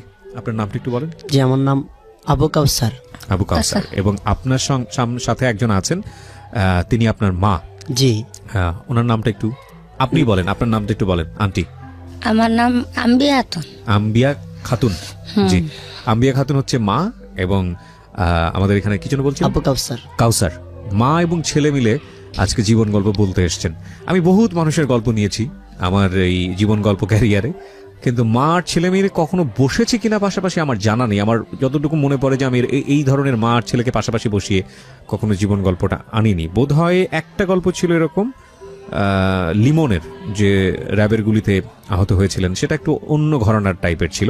কিন্তু আজকে একটু অন্য গল্প, অন্যরকম গল্প আপনাদের সামনে আমি উপস্থাপন করতে যাচ্ছি। তো কাউসার, আপনি শুরু করেন যেখান থেকে মনে আছে আপনারই জীবন গল্প, সেখানে একটা পার্টে আপনার মা আসবে, আমরা যতদূর জানি। হ্যাঁ। আমি যখন প্রতিবন্ধীটা যেটা হই, আমার নানুর ছিল অন্ধ, যেমন নানু ছিল অন্ধ। মেন কাহিনিটা আমি যেটা শুনছি নানুর থেকে, আমার আব্বু আগের বিয়ে ছিল, একটা বউ ছিল, সেখানে আমার বাবার ছেলে ছিল, মেয়ে নেই, 7টা সন্তান, ছেলে সন্তান। তারপরে আমার আব্বু বামনবাড়ি এসে আমার নানা বাড়িতে স্থানীয় একটু থাকার জায়গা পাওয়ার পরে, তারপরে আমার মাকে বিয়ে করে। মানে সেকেন্ড বিয়ে ছিল? জি জি, সেকেন্ড বিয়ে। আমার মা 2 নম্বর বিয়ে ছিল। তখন আমার মাকে জানি না, সেটা আল্লাহ পাক, যেটা শোনা কথা আমার খালাম্মা থেকে শুনি, আমার মাকে বিয়ে করছে একটা মেয়ের আশা। অনেক বছর ধরে আমার মার ঘরে সন্তান হয় না, তা করে কোভিড স্টপে ধরে। তারপরে আল্লাহ পাক আমার একটা বোন বেরোচ্ছিল, আমার বোন বড় ছিল। আমার বোনের বড় পরে আমার বোনের যখন 4 বছর হয়েছিল তখন আল্লাহ পাক আমাকে দুনিয়াতে পাঠায়। তখন আমার বয়স ছিল 4 দিন। তখন আমার আব্বু ভিতরে তো কি সেটা তো আর কেউ বলতে পারে না, মানুষের ভিতরে কি উদ্দেশ্যে নিয়ে আসছে। অনেক বছর আমার আব্বু সেখানে ছিল আমার নানুর বাড়িতে। তারপর আমার আব্বু আমার বোনকে নিয়ে চলে যায়। আমার পৃথিবীতে আমার বোনটার জন্য অনেক কাঁদনা আসে। আর আমার মা তখন চলে যায় আমাকে, বলতে কোথায় চলে যায়? আমার আব্বু রাত্রিবেলা সবাইকে বিদায় নিয়ে, আমার নানু অন্ধ ছিল বেলে আমার খালাম্মার কাছে, আমার খালাম্মা দেশে ছিল, আমার খালাম্মা ছিল চট্টগ্রাম, গার্মেন্টস চাকরি করতে, অভাবের সংসার তো। তারপরে সেখান থেকে রাত্রিবেলার পরে শুনলাম আশেপাশে মানুষগুলা তোর বোন অনেক সুন্দর ছিল। আমার ভাগ্য আমি জানি না, আল্লাহ পাক। আপনার মা তখন কোথায়? আমার মা আমার নানুর বাড়িতেই। তখন আমার ছুটি ঘরে, যখন আমার 4 দিন বয়স, আচ্ছা আচ্ছা 4 দিন বয়স, তখন আমার 7 দিন হলে ছুটি ওঠে, আমাদের গ্রামের ভাষা বলে ছুটি। আচ্ছা, মানে অন্য একটা ঘরে ছিল? জি জি, অন্য একটা ঘরে ছিল, আতুর ঘর যেটাকে জি বলে। জি আতুর ঘর, সেই ঘরে ছিল ভাই। তারপর আমার আব্বু চলে যায় পরে, তারপরে হোলকাল চলে গেছে, আমার মাও কান্না, তার বউ এরকম কিভাবে কাজ করলো। আমার আম্মু তো আর বরিশাল যায়নি, আমার বাবার দেশ দেখেও নেই। সেখান থেকে এসে পরে এখান থেকে ভাবলে আমার অনেক কষ্টে বড় হয়। যখন আবার পেলে আমার 15-20 দিন বয়স ছিল, তখন আমার আম্মুর আবার মাথা আবার একটা আলগা দোষ ছিল। মাগরিবের টাইমে সন্ধ্যা 8টা, তখন ঘরে যে মরিচ যে বাটে পাটা, সেই পাটার মধ্যে আমার আম্মুর একটা মাথা আলগা বর দিছে, তারপরে আমাকে ছেড়ে দিছিল। সেখান থেকে পরে আমার মাথাটা ভেঙে গেছে, এখনো সেই ব্যথা পায়। তারপর আমার নানু অন্ধ ছিল, ডাক্তার চিকিৎসা করতে পারে না, সেখানে ওই আগে দেশ গ্রামে কোয়ালতেরি আছে, সেগুলো দা আতুর যারাই তো চিকিৎসা করতে কবিরাজি পারে। ট্রিটমেন্ট যেটা কবিরাজি ট্রিটমেন্ট জি সেভাবে করেছে, এতটুকুই যারাইছে। আমার নানু অন্ধ ছিল তখন এইভাবে, আর এরকমই করে ওখানে হাঁটতে গেলে একটু ব্যথা হবে, পায়ে একটু সমস্যা, হাঁটতে গেলে ব্যথা হবে অনেকে। আমার নাম কত সুন্দর একটি নাম, কাউসার সূরা একটু আছে, অনেক সুন্দর একটা কাউসারের সূরা, কাউসার। সেই সূরাটা এই নামে আমার নানু ছিল, নানু বলে লাগছিল এই নামটা। তখন পালাইছে পরে আমি এতে বুঝি না, অনেক কষ্টে বড় হয়। অভাব ছিল খানার, আমি যেটা যতটুকু আমার মনে ছিল চুলা লাল মাটি সহকারে খাইছি, অভাব ছিল আমাদের মানে চুলা যে আপনার পোড়া জীবনের মাটি। একদম প্রাথমিক স্মৃতি যদি বলি তাহলে এগুলো হচ্ছে আপনার, আপনি যে ঘটনাগুলো বললেন সেগুলো তো আপনি বড় হয়ে শুনেছেন, জি জি দেখেন নাই, কিন্তু আপনার একেবারে যেটা মনে আছে সেটা হচ্ছে যে চুলা লাল মাটি জি খাচ্ছেন। জি জি, চুলা এটা লাল হচ্ছে মাটি আপনার জীবনের প্রথম জীবন শিক্ষার প্রথম। স্মৃতি। আচ্ছা চুলা লাল মাটি খেতাম অভাবে, খানা আনতে পারলে খাইতাম। পরে গান্দা চাউলের মার দিয়ে ভাত খেতাম, তরকারি কম ছিল, লবণ দিয়ে এটা দিয়ে আমার খালাম্মা ছিল, এটা কারাকারি করতাম, অনেক মাছ দূর খাইতাম, কে বেশি খাবে, কে ক্ষুধার ঠেলা টানাটানি করতাম, বাগাবাগি করে দিত। অনেক কষ্টে সেভাবে বড় হয়ে আমার খালাম্মা, আমাদের ফ্যামিলির সবাই বড় এরকম কষ্টে। তারপরে স্যার এইভাবে বড় হতে আস্তে আস্তে বড়, যখন আমার 10 বছর লেখাপড়া করতে পারিনি, অভাবের সংসার, এতটুকু বুঝি না, লেখাপড়া চলাফেরা বন্ধু বান্ধবের সাথে হাঁটা বিরাজ করি, সবাই আমাকে ন্যাংরা বলে ডাকে। কি বলে ডাকতো? ন্যাংরা, আমার পায়ের ওই যে সমস্যা পায়ের দেখে। সমস্যা জি, ছিল জি। এই কারণে। জি এটা মাঝে মাঝে স্যার নীরবে আমি আল্লাহর কাছে কাঁদতাম, আল্লাহ আমার পাটা এরকম বানাতে কোনো মানুষের ক্ষেত্রে আমার ভাগ্য আছে। আবার মনে মনে নিতাম যেহেতু আমার পা ভাঙ্গা, অবশ্যই ন্যাংরাই রাখবে না, কি রাখবে, তাদের মনে মনে আনন্দ পা ডাকে, এই জন্য আর কিছু বলি না।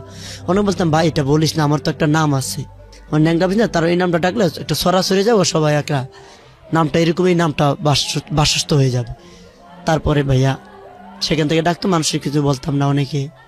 সেখান থেকে আমার লেডু FM থেকে কিছু গান শুনলে, সেখান থেকে আমার প্র্যাকটিস, গান শুনলে গান মুস্ত পড়তাম, গান আধুনিক গান, এগুলো বিভিন্ন গান গাইতাম, শুনে মুস্ত হলে সেভাবে হতে।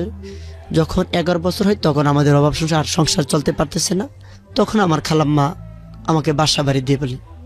সেখানে স্যার বলছিল বাসা বাড়ি যে আরো দিতাম, 2 বেলা একটু বাজার টাজার করে আয়না দিতাম। সেখানে স্যার অনেক কষ্টে মনগুলো আসলে কান্দে আসছে। গেছি পরে আমাদের দুজনকে খাবার দেই সেই মহিলা।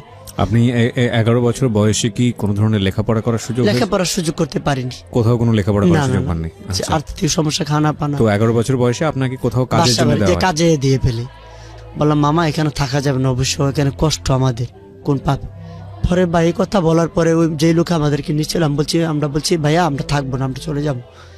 পরে ওরে এমন একটা মাথার ওয়ালের মধ্যে বাড়ি দিয়ে তার মাথাটা ফুলে যায়। তার আপনার মামা ছিল সম্পর্কে? যে সম্পর্কে মামা ছিল, আচ্ছা। তার নাম ছিল আলামিন। তার কান্না দেখে আমি যাবো না, আমি ভয়ে আমি এখানে থাকতাম। তারপরে ওইখানে অনেক কষ্ট থেকে খানা দানের কষ্ট, এভাবে অত্যাচার মারধর করতো, খাবারের কষ্ট, খায় পেট ভরতো না।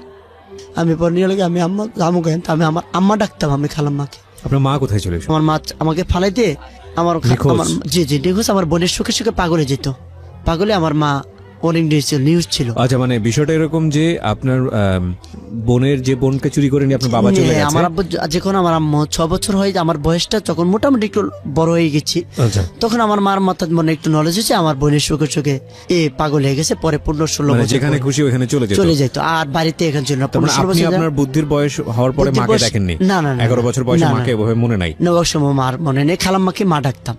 খালাম্মা আচ্ছা। কাছে বড় হই। আপনার কি কিছু মনে আছে? সেটা হচ্ছে যে কোথায় যেতেন, কি করতেন, এগুলো কিছু মনে আছে আপনার ওই সময়টাতে? না, আপনারা তো আমি ছেলে দেখছি না, সেই সময় আমার কোনো খেয়াল আছিল না। আচ্ছা, ছেলের আমার কোনো খেয়াল আছিল না। এরপরে মানুষের কাছে শুনতে তো আমার ছেলের খেয়াল আসছে। তার মানে ওই সময়টাতে আপনি কোথায় আছেন কিছুই জানেন না? না, আমার সেই সময় মাথার ইন্টারেস্টিং ফ্যাক্ট হচ্ছে প্রিয় শ্রোতা যে এই যে কাউসার, এই কাউসার ওর মাকে নিয়ে আজকে এখানে এসছে, এবং ওর কাউসারের জীবনে মা ছোটবেলাতে ছিলই না, ওর খালাম্মাকে ও মা বলে ডাকতো। এবং এই যে আম্বিয়া খাতুন ওনার মা, তাকে যে ওনার জীবনে পাওয়া, এটাও খুব ইন্টারেস্টিং একটা ঘটনা। আমরা একটু ধীরে ধীরে সামনের দিকে এগোবো, তাহলে আপনারা বুঝতে পারবেন যে আজকে জীবন গল্পটা কতটা ইন্টারেস্টিং। কাজের বাসায় ছিলেন আপনি 1 বছর, এবং ওখানে আপনাকে যেটা বলছেন যে খাবার দাবার এবং জি, অনেক প্রচুর কষ্টে ছিলাম। কষ্টে ছিলেন। খালাম্মারে মা ডাকতাম, খালাম্মা মোটামুটি আদর করছে ভালো, মার আদরটা মোটামুটি খালাম্মা দিচ্ছে, খালাম্মার তুলনা হয় না। সে লিন দিতেও পারবো না, মা তো মাই। খালাম্মার একটা ছেলে আসলো, খালা তবে আলামী, দুজন আপন ভাইয়ের মতন বড় হয়েছিল। তারপরে এখান থেকে অনেক কষ্টে স্যার, ওই যে বললাম মক্কা শরীফে কাবাডিটা আমাদের সালাম করতাম, আল্লাহ কাছে বলতাম আল্লাহ আমি নামাজ পড়বো এখান থেকে যাইতে পারলে। মক্কা শরীফের কি কোনো ওই যে শোপিস? মদিনা শরীফের ইয়াগুলা, কোনো- ছবির দৃশ্যগুলা ও আচ্ছা, ঘরের মধ্যে যেটা ঘরের ছিল। মধ্যে টাঙ্গানো ছিল, সেটা আমাদের সালাম করতাম। হুম, সালাম আর করতাম, বলতেন যে আল্লাহ আমি এখান থেকে আল্লাহ বেরোতে- আমাকে এখান থেকে উদ্ধার করেন, মদিনা নবীর উম্মত যদি হয়ে থাকে আমি জানি না বুঝতে কোন পেরেছি। পাপে কারণে ঠিক আছে, পরে তো আপনার খালাম্মা আসলো একদিন। হ্যাঁ, যে আমার খালাম্মার কাছে, তারপরে খালাম্মা আসছে, পরে খালাম্মা কাছে বললাম আল্লাম্মা, আম্মা ডাকতাম তো, বলতাম আম্মা এখন অনেক কষ্ট, মা খাইতে পারি না, চামচ দা গন্যা গন্যা 3 চামচ বাদ দিয়ে গোল চামচ ডাউলের গোল চামচ গুলো খায়া পেট ভরে না। খালাম্মা খুঁজনা দাঁড়া দেখি দিব। পরে এখান থেকে অনেক কষ্টের বিনিময়ে সেখান থেকে গেছি। সেখান থেকে যাওয়ার পরে দেশে আসা লেখাপড়া করতে পারিনি। খালাম্মারে বলছিলাম লেখাপড়ার সুযোগ দিতে।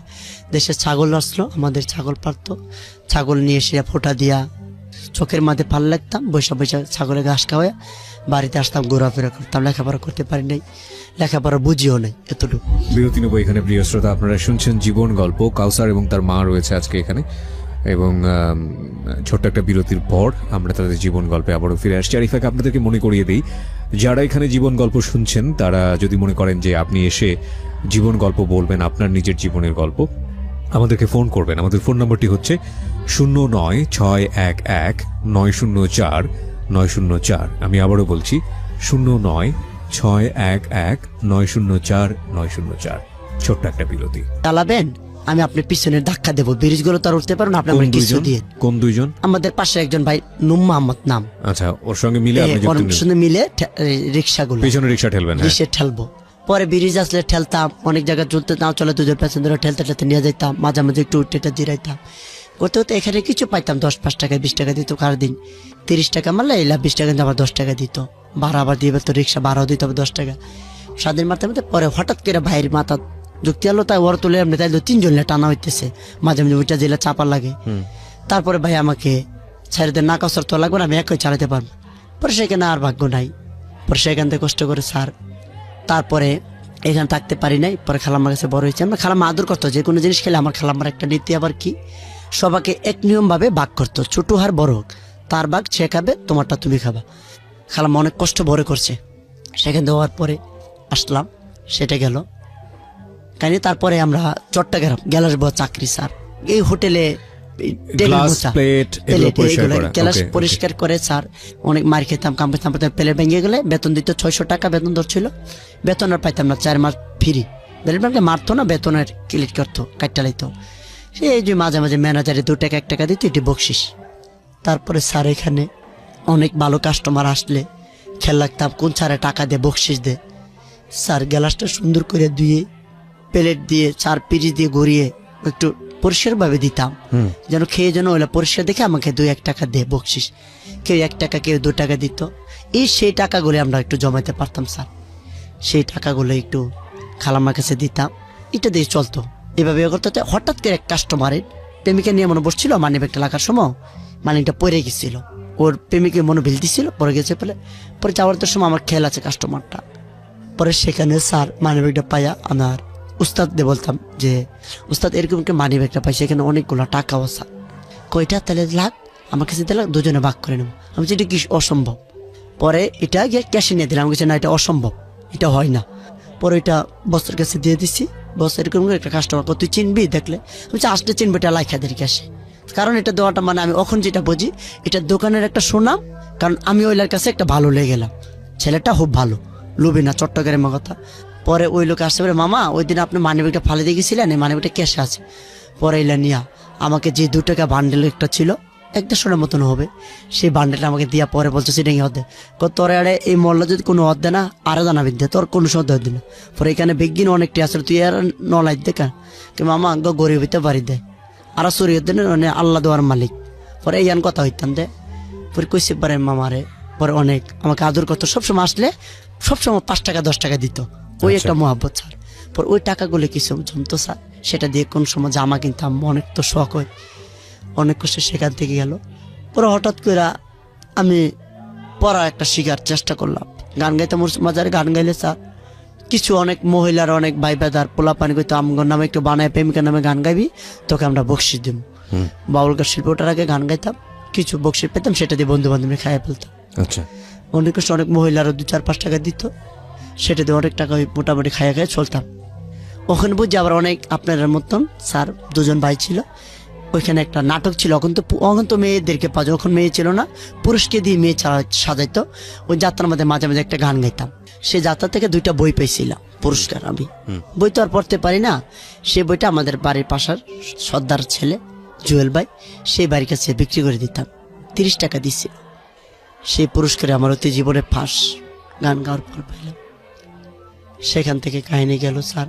তারপরে ইদারিং বছর 2-3 বছর আগে পরে আমাদের গ্রামে একজন বাউল শিল্পী ছোটো আবুল, সে ছোটো আবুল একদিন আমার নিতে চাইছিল গান গাইতে, মিলার অনুষ্ঠান আগে তো আসার আগে গান গায়ে অনেক পোলা প্যান্ডে লাগতাম। দেশ গ্রামে তো বাউল গান আরম্ভ হয় 11টা-12টা বাজে আরম্ভ হয়। সেখান থেকে ভাই আসার আগে কিছু গান গেলে অনেক মানুষের 2-4-5 টাকা দিত, শূন্য গান, বাউল গান।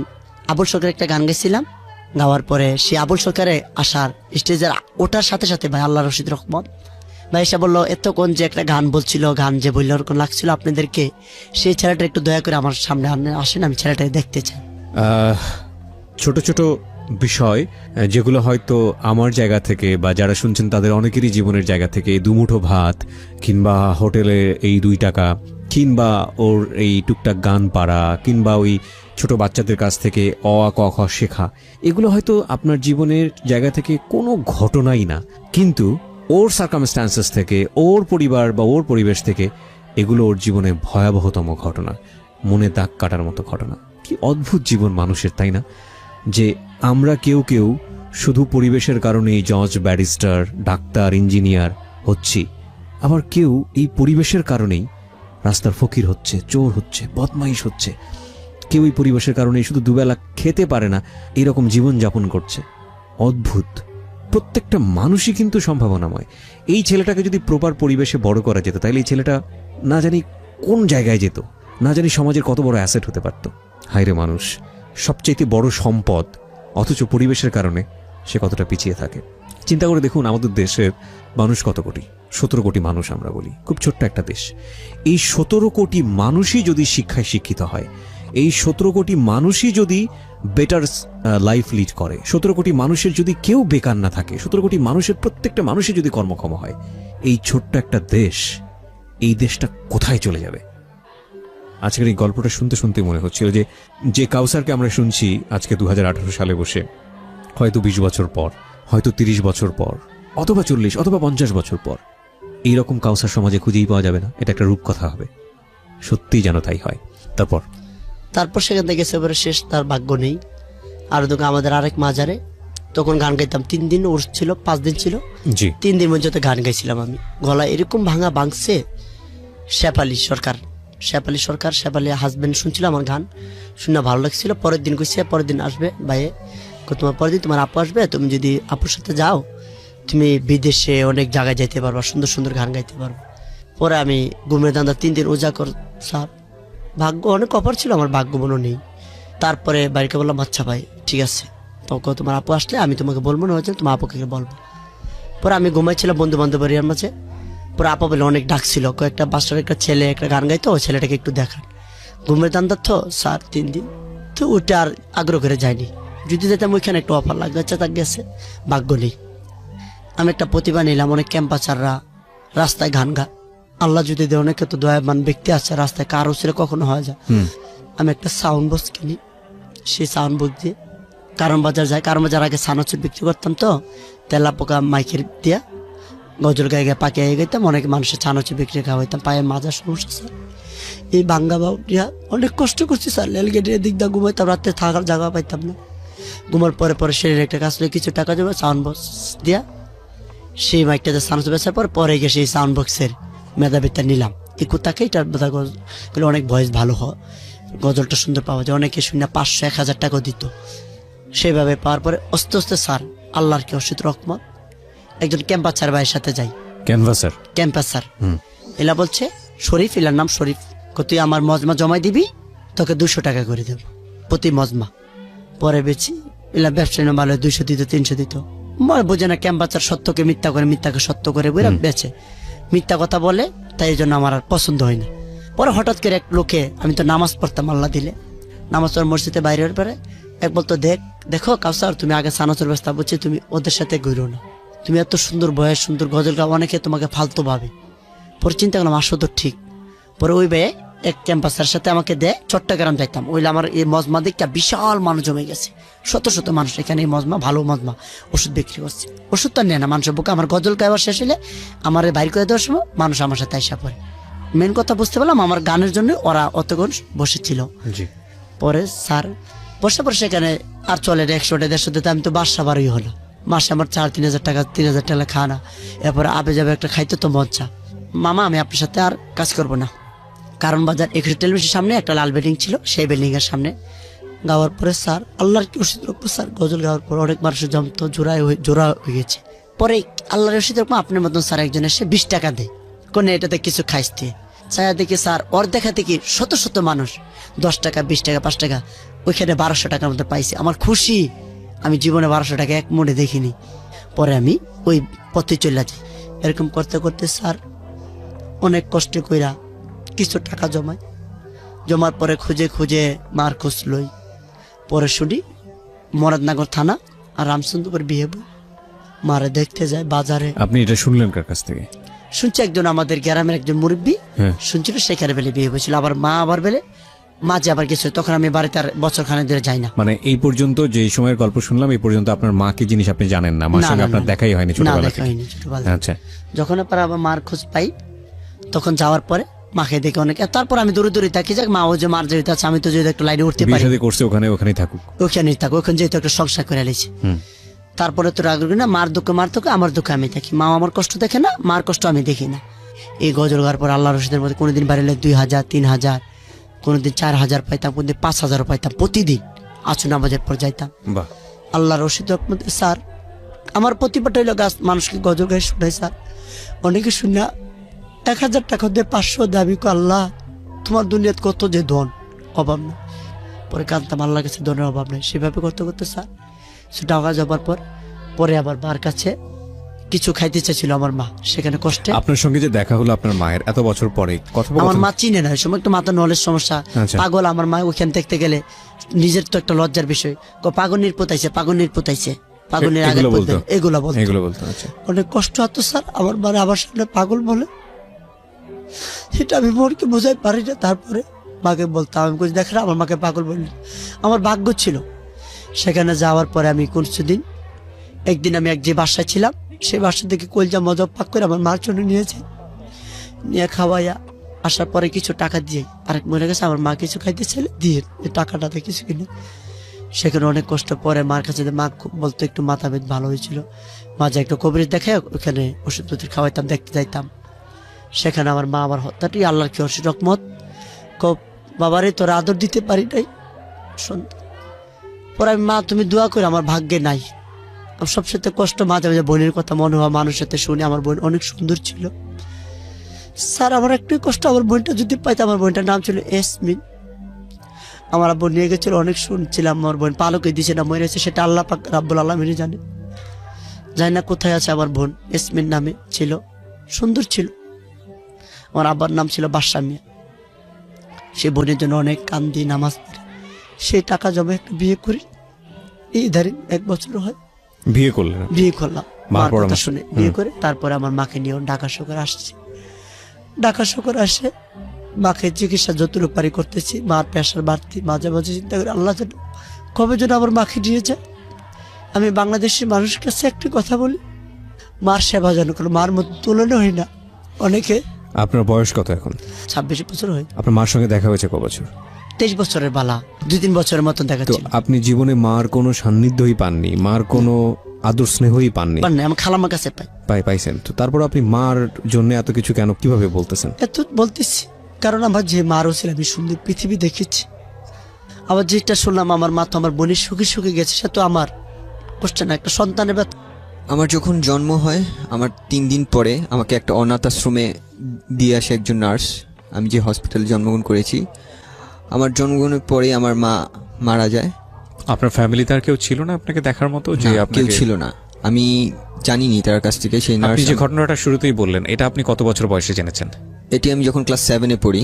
এটাকে আপনাকে ডেকে নিয়ে ফর্মালি বলা হয়েছিল নাকি? ডেকে নিয়ে ফর্মালি না, আমাকে যে নার্সটা দিয়ে এসেছিল তিনি একবার আসছিলেন আমার সাথে দেখা করতে। এসে পুরো গল্পটা বলেন? হ্যাঁ, পুরো গল্পটা বলেন। আমি তাহলে 7-এর গল্পে অনেক পরে যেতে চাই। আমি বরং আপনি যে পরিবেশে বড় হয়েছেন, আপনার ফার্স্ট মেমোরি যেটা, সেখান থেকে শুরু করতে চাই।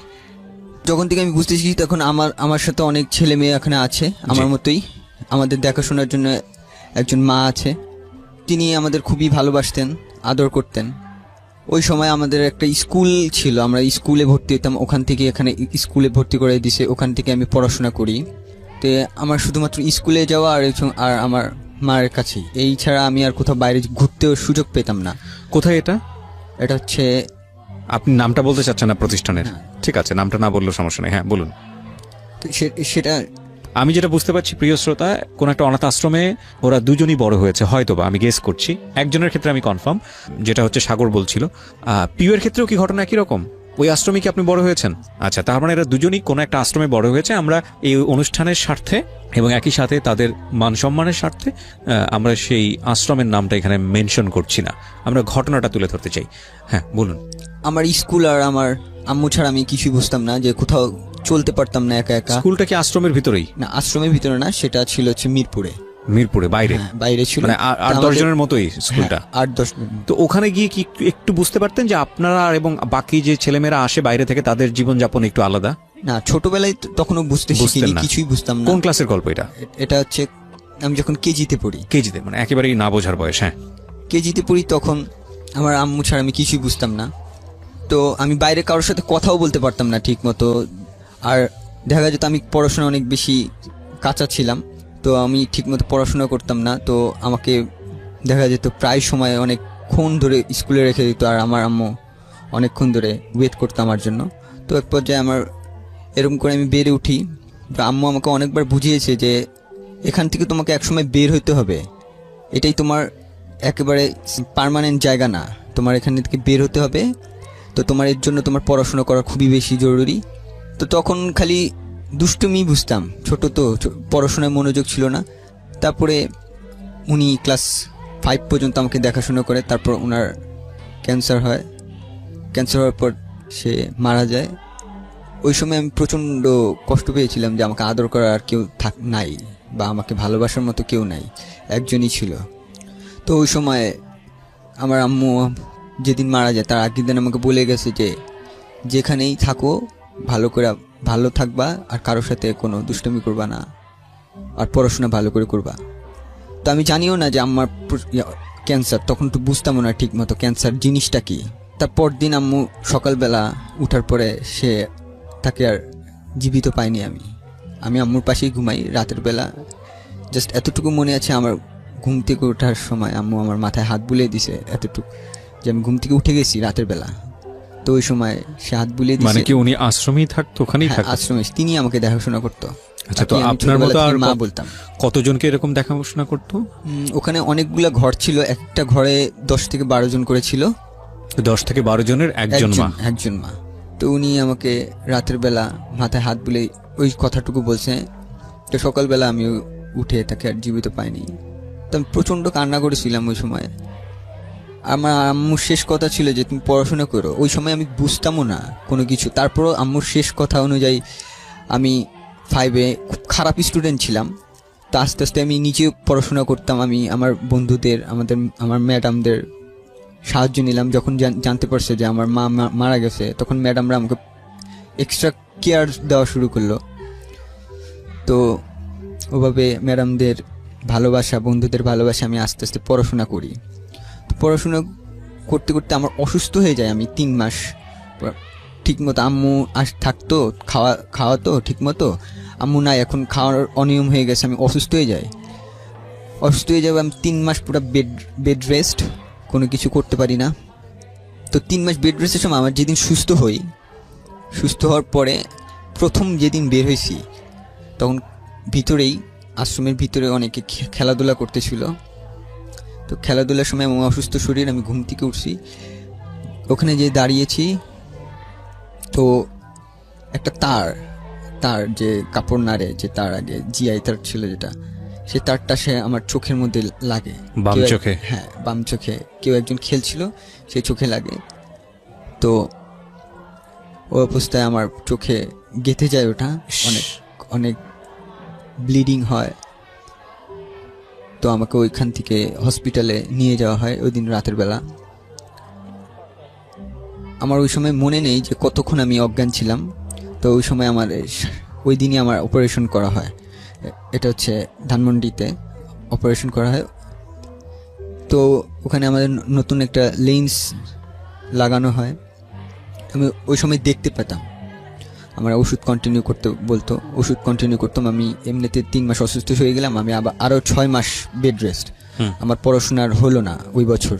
আমাকে আর পড়াশোনা করার জন্য বললো না। আমি স্কুলে যেতে পারি না, পুরো 1 বছর আমি বেড রেস্ট। তো ওই সময় আমি বাসায় থেকে দেখি, বাসায় পুরো বেড রেস্ট যেহেতু, আমাকে খালি বই পড়তাম, এভাবে করে বই পড়তে।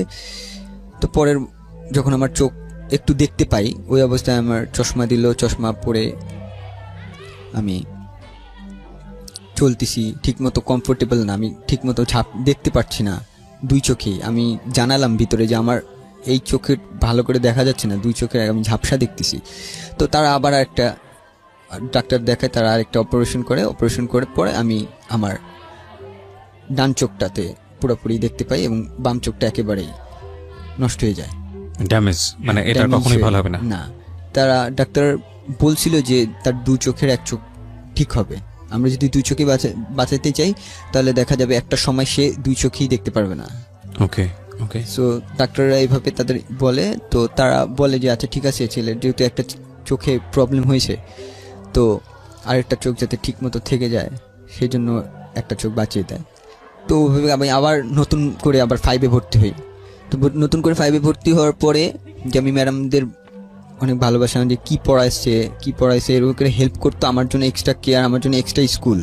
মানে আমি অনেক সময় আমি স্কুলে যেতে পারতাম না, স্কুলের ম্যাডামরা এসে আমাকে দেখাই দিত পড়াটা, আমার আশ্রমে এসে দেখা দিত যে এটা পড়বা, এটা পরীক্ষায় দিয়েছে। আমি শুধুমাত্র পরীক্ষায় অ্যাটেন্ড করতাম, এরপর পড়তাম না, কারণ আমার ধুলাবালি সহ্য হইতো না। ডাক্তার টোটালি নিষেধ করে দিয়েছে যে ধুলাবালিতে যেতে না। তো আমিও যেতাম না, আমার স্কুলেও যাওয়া বন্ধ। তো ওভাবে আমার ম্যাডাম এসে করে দিত। তো আমি যখন আমার প্রথম 2টা রেজাল্ট মোটামুটি হয়, তো আমি ম্যাডামদের কাছে আবদার করি, ম্যাডাম যে আমার বৃত্তি পরীক্ষা দিব, 5-এ বৃত্তি পরীক্ষা দিব। তো ম্যাডামরা না বলে যে বৃত্তি পরীক্ষা দিতে পারবা না, তোমার শরীরের কন্ডিশন ভালো না। আমি তারপরেও জোরে করি, এবং আশ্রম থেকে আমাকে সুযোগ দেয় বৃত্তি পরীক্ষা দেওয়ার জন্য। তো আমি বৃত্তি পরীক্ষা দিই এবং খুব ভালোভাবে পাশ করি। তো এইভাবে যাওয়ার পরে 7-এ যখন উঠি, তখন আমার সাথে একজন নার্স দেখা করতে আসে। সে আমাকে প্রচণ্ড আদর করে, আমি তাকে চিনিও না। কখনো দেখিও নাই, বাট তার আমার প্রতি একটা আলাদা মমতা কাজ করতো, আলাদা মায়া কাজ করতো। তা আমার ভালো লাগতো যে আমার মার ভালোবাসার কথা মনে পড়তো, আমি একা একা কাঁদতাম রাতের বেলা তার ভালোবাসার কথা মনে পড়তে। সে আমার সাথে অনেকবারই দেখা করতে আসে, তো আমার জন্য সে ফল মূল যা আছে মাঝে মাঝে কিনে নিয়ে আসতো। তা আমি আবার, আমার একটা স্বভাব ছিল যে আমি খেতে পারতাম না, একা একা খাওয়ার ছিল না, যেহেতু আমার সাথে আরও অনেক 10টা বাচ্চা এখানে মানুষ হচ্ছে, যাদের আমি ভাই বা যাদের আমি বোন বলে ডাকি, জি, তাদের আমি দিয়ে দিতাম সব কিছু। যে দেখা গেছে যে আমাকে এই জিনিসটা দিছে, তো আমি খুব ছোট, তো আমার চেয়ে বড় বড় আছে, আমি ওদের কাছে দিয়ে দিতাম। তো ওরা আমাকে যখন খুশি ম্যানেজ করতো, যেহেতু আমার মা নাই তখন আমার বড় আপুরাই আমাকে মানুষ করছে যে কিভাবে কি করতে হয়, কিভাবে ভালো। তো 7-এর পরে ওই প্রতিষ্ঠানেরই আরেকটা জায়গায় আমাকে নিয়ে যাওয়া হয়, যেহেতু আমি 7-এ পড়ি, আমার বয়স 12-13 বছর। জি। তো ওখানকার আরেকটা ছেলেদের জন্য আরেকটা জায়গা আছে, এটা মিরপুরে। তো ওখানে আমাকে নিয়ে যাওয়া হয়। কে নিয়ে যায়? অনাথ আশ্রমের লোক। আচ্ছা, এই নার্স উনি কি আপনাকে টেক কেয়ার করছিলেন তখন এসে অকারণেই, নাকি কোনো কারণ ছিল? না, অকারণে সে আমাকে দেখা করতে আসতো, শুধু ভালো লাগতো আমার সাথে দেখা করতে। জাস্ট দেখা করতে আসতো? হ্যাঁ, হ্যাঁ। আচ্ছা, ওকে। আগে অনেকবার দেখা করতে আসতো। তো আমি যখন ওখানে চলে যাওয়ার পর আমাদের ওখানে কোনো মহিলা অ্যালাউ করে না। আচ্ছা। যেখানে চলে যায় সেখানে তাই পরে আর আমাকে সাথে দেখা করতে পারেনি। সে অনেকবার দেখা করতে আসছে, তারপর পারেনি। তো ওখানে থেকে আমি বড় হচ্ছি, ওখানে খেলাধুলা হোস্টেলের মতো ছিল ওটা, যে সব ছেলেরা খাবার দাবার। আমরা কি করতাম যে ওই হোস্টেলে থাকাকালীন আমার নিজেদের রান্না নিজেরাই করতাম। জি। এক সপ্তাহ আমাদের ওখানে 40 জন ছেলে ছিল, যে এক একটা সপ্তাহে আমরা 5-6 জন করে রান্না করতাম, নিজেরাই রান্না করে খাওয়া দাওয়া করতাম, নিজেরাই ঘর পরিষ্কার, নিজেরাই হোস্টেলটা পুরো পরিষ্কার করে রাখতাম। ওখানে দেখাশোনার জন্য আমাদের একটা ভাইয়া ছিল, যাকে আমরা ভাই বলে ডাকি। তো তিনি আমাদের টেক কেয়ার করতেন। তারপরে নার্স আমার সাথে দেখা করতো, আমাকে খুব স্নেহ করতো, খুব আদর করতো। তো উনি একসময় বলে যে এখানে আমার মা কে ছিলেন, আমার মার নাম ছিল হচ্ছে সেলিনা বেগম। তা আমি ওখানে যখন আশ্রমে যখন থাকি তখন আমাকে আমি হিন্দু হিসেবে ছোটবেলা থেকে মানুষ হয়ে আসছি, হিন্দু হিসেবে আমি জানি যে আমার ধর্মটা হিন্দু। আচ্ছা। তো উনি আমাকে বলে যে তুমি তো, তোমার মার নাম সেলিনা বেগম আর তোমার বাবার নাম জয়নাল আবেদিন। তো আমি তো বললাম যে আমি তো ছোটবেলা থেকে হিন্দু ঘরে মানুষ হয়েছি, আমি তো জানি আমি হিন্দু ধর্ম। বলে না, তোমার মার নাম এই যে সেলিনা বেগম এবং বাবার নাম জয়নাল আবেদিন। তখন তার কোনো সুযোগও ছিল না, আমার কি দেখাশোনার মতো কেউ ছিল না বলে সে হিন্দু ঘরেই শুধুমাত্র লোক নিবে, তো সেই জন্য আমাকে হিন্দু ঘরে দিয়ে আসে। আচ্ছা আচ্ছা। হিন্দু ঘরে দিয়ে এসে যে ছোটবেলা থেকে মানুষ হোক, তারপরে বড় হইলে সে তার ধর্ম যদি চেঞ্জ করতে চায় চেঞ্জ করবে। হিন্দু ঘরটা কে দেয় আপনাকে? আশ্রম থেকে দেয়? আশ্রম থেকে না, সে নার্স দিয়ে এসে। দেখাশোনার লোক ছিল না বলে আপনাকে এভাবে দিয়ে আসা হয়? দেখাশোনার লোক ছিল না বলে আমাকে হিন্দু ঘরে দিয়েছে। আমি ছোটবেলা থেকে জানি আমি হিন্দু ধর্মে, বাট তখন আমি জানার পরে আমি খুব অবাক হয়ে যাই। আর আমার কাছে এতটুকু মনে হয় যে আমি যখন হিন্দু ধর্ম গ্রহণ ছিলাম ছোটবেলা থেকে, বাট হিন্দু ধর্মের যেসব রীতি রেওয়াজ সেসব আমি মানতাম না বা মানতে চাইতাম না। আমার ভালো লাগতো, ইসলাম ধর্ম ভালো লাগতো, কারণ আমার বেশিরভাগ বন্ধু বান্ধবী ইসলাম ধর্ম। তো আমি ওদের সাথে মিশতাম, তখন রোজা কিভাবে করতে হয়, নামাজ কিভাবে পড়া লাগে সেটা আমি জানতাম না। তো ওই দিন পর 7-এ যখন এই কথা বলে, তো আমি আমার বন্ধুর সাথে শেয়ার করি, একটা মেয়ে বন্ধুর সাথে শেয়ার করি যে আমার ধর্মটা তো মুসলিম, ইসলাম ধর্মগণ, আমি কিভাবে এটা চেঞ্জ করতে পারবো। তো আমার বন্ধুটা আমাকে একটা ওয়ে বলে দেয় যে সে তার খালাতো ভাই সাথে দেখা করে দেয়, শুভ ভাইয়ের সাথে দেখা করে দেয়। তো শুভ ভাই আমাকে, ওই সময় আমি যেহেতু অনাথ আশ্রম, আমার কাছে টাকা পয়সাও নাই, ইসলাম ধর্ম গ্রহণ করতে যেসব রীতি রেওয়াজ মানতে হয় সেই জন্য সে সম্পূর্ণটা বেয়ার করে। ওকে। তারপরে আমি টোটালি আমি তার মাধ্যমে ইসলাম ধর্ম গ্রহণ করি এবং ইসলাম ধর্মে যেসব রীতি রেওয়াজ সেসব পালন করা শুরু করি। আপনাকে যখন এসে এই ভদ্র মহিলা বললেন যে আপনার মা এটা ছিলেন, আপনার বাবা অমুক ছিলেন, তো আপনি আর কি জানতে পারলেন? তাদের বাড়ি কোথায়, কেন সেখান থেকে আপনাকে আশ্রমে দেওয়া হলো, কি জানতে পারলেন আসলে? আমার নার্স এতটুকু বললো যে আমার শুধুমাত্র মা আসছিল হসপিটালে, আমার মাকে দেখাশোনার মতো কেউ ছিল না, কেউ আসেনি, মা নিজে আসছে। আমি যখন পেটে ছিলাম তখন নিজে আসছে, তো অনেক খারাপ কন্ডিশনে আসছে। তো আমাকে শুধুমাত্র ডেলিভারি করার পরে তিনি আর বাঁচিনি, তাই ঠিক মতো জানতে পারিনি আমার সম্পর্কে। তো ডেলিভারি করার আগে নিশ্চয়ই ডাটা এন্ট্রি করা হয়, সেখানে হ্যাঁ, বাবাকে, বাড়ি কোথায়, সেগুলো। বাড়ি বলা হয়েছিল চাঁদপুর, আচ্ছা, এতটুকুই বলা হয়েছে চাঁদপুর, কুমিল্লা থেকে আসছে। কি করে বাবা? বাবা কি করে আমাকে সে জানায়নি, যে ঠিক মতো বলেনি। ওনার সঙ্গে কি আপনার এখনো যোগাযোগ আছে? না, নার্সের সঙ্গে? তার সাথে যোগাযোগ নেই। সে 2012 সালে মৃত্যুবরণ করে। নিজেই ডিসিশন নিলাম। তো দেখা গেছে যে আমার এতটুকু মনে হলো, যেহেতু আমি এতিম, আমাকে নিজে বড় কাজ করে খাইতে হবে। তো আমি যদি জেনারেল লাইনে পড়ি তাহলে আমার পড়ার সময়টা অনেক বেশি হয়ে যায়। আমি যদি কারিগরি লাইনে পড়ি তাহলে আমি অল্পতে কোনো পড়াশোনা শেষ করে আমি কাজ করতে পারবো। তো আমি কারিগরি লাইনে চলে যাই, আমি নরসিংদীতে ভর্তি হই। নরসিংদীতে ভর্তি হওয়ার পর টোটালি আমি ওখান থেকে তো প্রথম সেমিস্টার ক্লাস করি নেই, আমি ঢাকায় চলে আসতাম। ঢাকায় চলে আসি স্কুলে, ও যে আমার পাপিয়া যে স্কুলে পড়তো সেই স্কুলে আসতাম ওকে দেখার জন্য। প্রথম সেমিস্টারটা এভাবেই গেল। প্রথম সেমিস্টার খুব খারাপ হয়ে যায়, আমার রেজাল্ট সবচেয়ে লো রেজাল্ট হয়। তো এরপর থেকে আমাকে ওখান থেকে বের করে দিবে, যে আমার রেজাল্টটা খুব খারাপ ছিল বলে বের করে দিবে। পড়াশোনা করো না তুমি, থাকা থেকে লাভ কি, ইঞ্জিনিয়ারিং কোর্স পড়াশোনা না করলে চলবে না, এবং অনেক করে বকাঝকা করে। তো আমি আর যাইতে পারি না ওকে দেখার জন্য। তো পরে সেকেন্ড সেমিস্টার থেকে আমি, ওরই এক বন্ধু ছিল, ছেলে বন্ধু, যে আমাকে ভাইয়া বলে ডাকতো, তার সাথে আমার কথা হয়। ঠিক আছে, ফেসবুকে নক করি, যে সবার কথাই জিজ্ঞেস করি। আমি ইনডাইরেক্টলি ভাবে ওর কথা জিজ্ঞেস করি সবসময়, যে তোদের ব্যাচের কে সবচেয়ে ভালো স্টুডেন্ট। সবাই বলে যে পাপিয়া ভালো স্টুডেন্ট। আমি বলছি তুই পাপিয়ার মতো পড়াশোনা করিস নাকি? যে পাপিয়াকে দেখছি যে তোর চেয়ে একটু বোকাশোকা আছে, সহজ সরল, ও কিছু বুঝে না, তুই তো চালাক আছিস, তুই ঠিক মতো পড়াশোনা কর। এভাবে করে আমি প্রত্যেক দিন খোঁজ খবর নিতাম। তো ওখানে পড়াশোনা করতেছি, ওর পাপিয়ার এসএসসি পরীক্ষা তখন শেষ হয়ে যায়। ও তখন ভিতরে অনাথ আশ্রমে যে কিছু বাচ্চারে পড়াশোনা করায়। তো পড়াশোনা করে পড়ে, যেহেতু কোনো টিচার রাখেনি বাচ্চাদের পড়াশোনার জন্য, যেহেতু ওকে দিয়ে পড়াচ্ছে, তো ওখান থেকে কিছু টাকা পায়।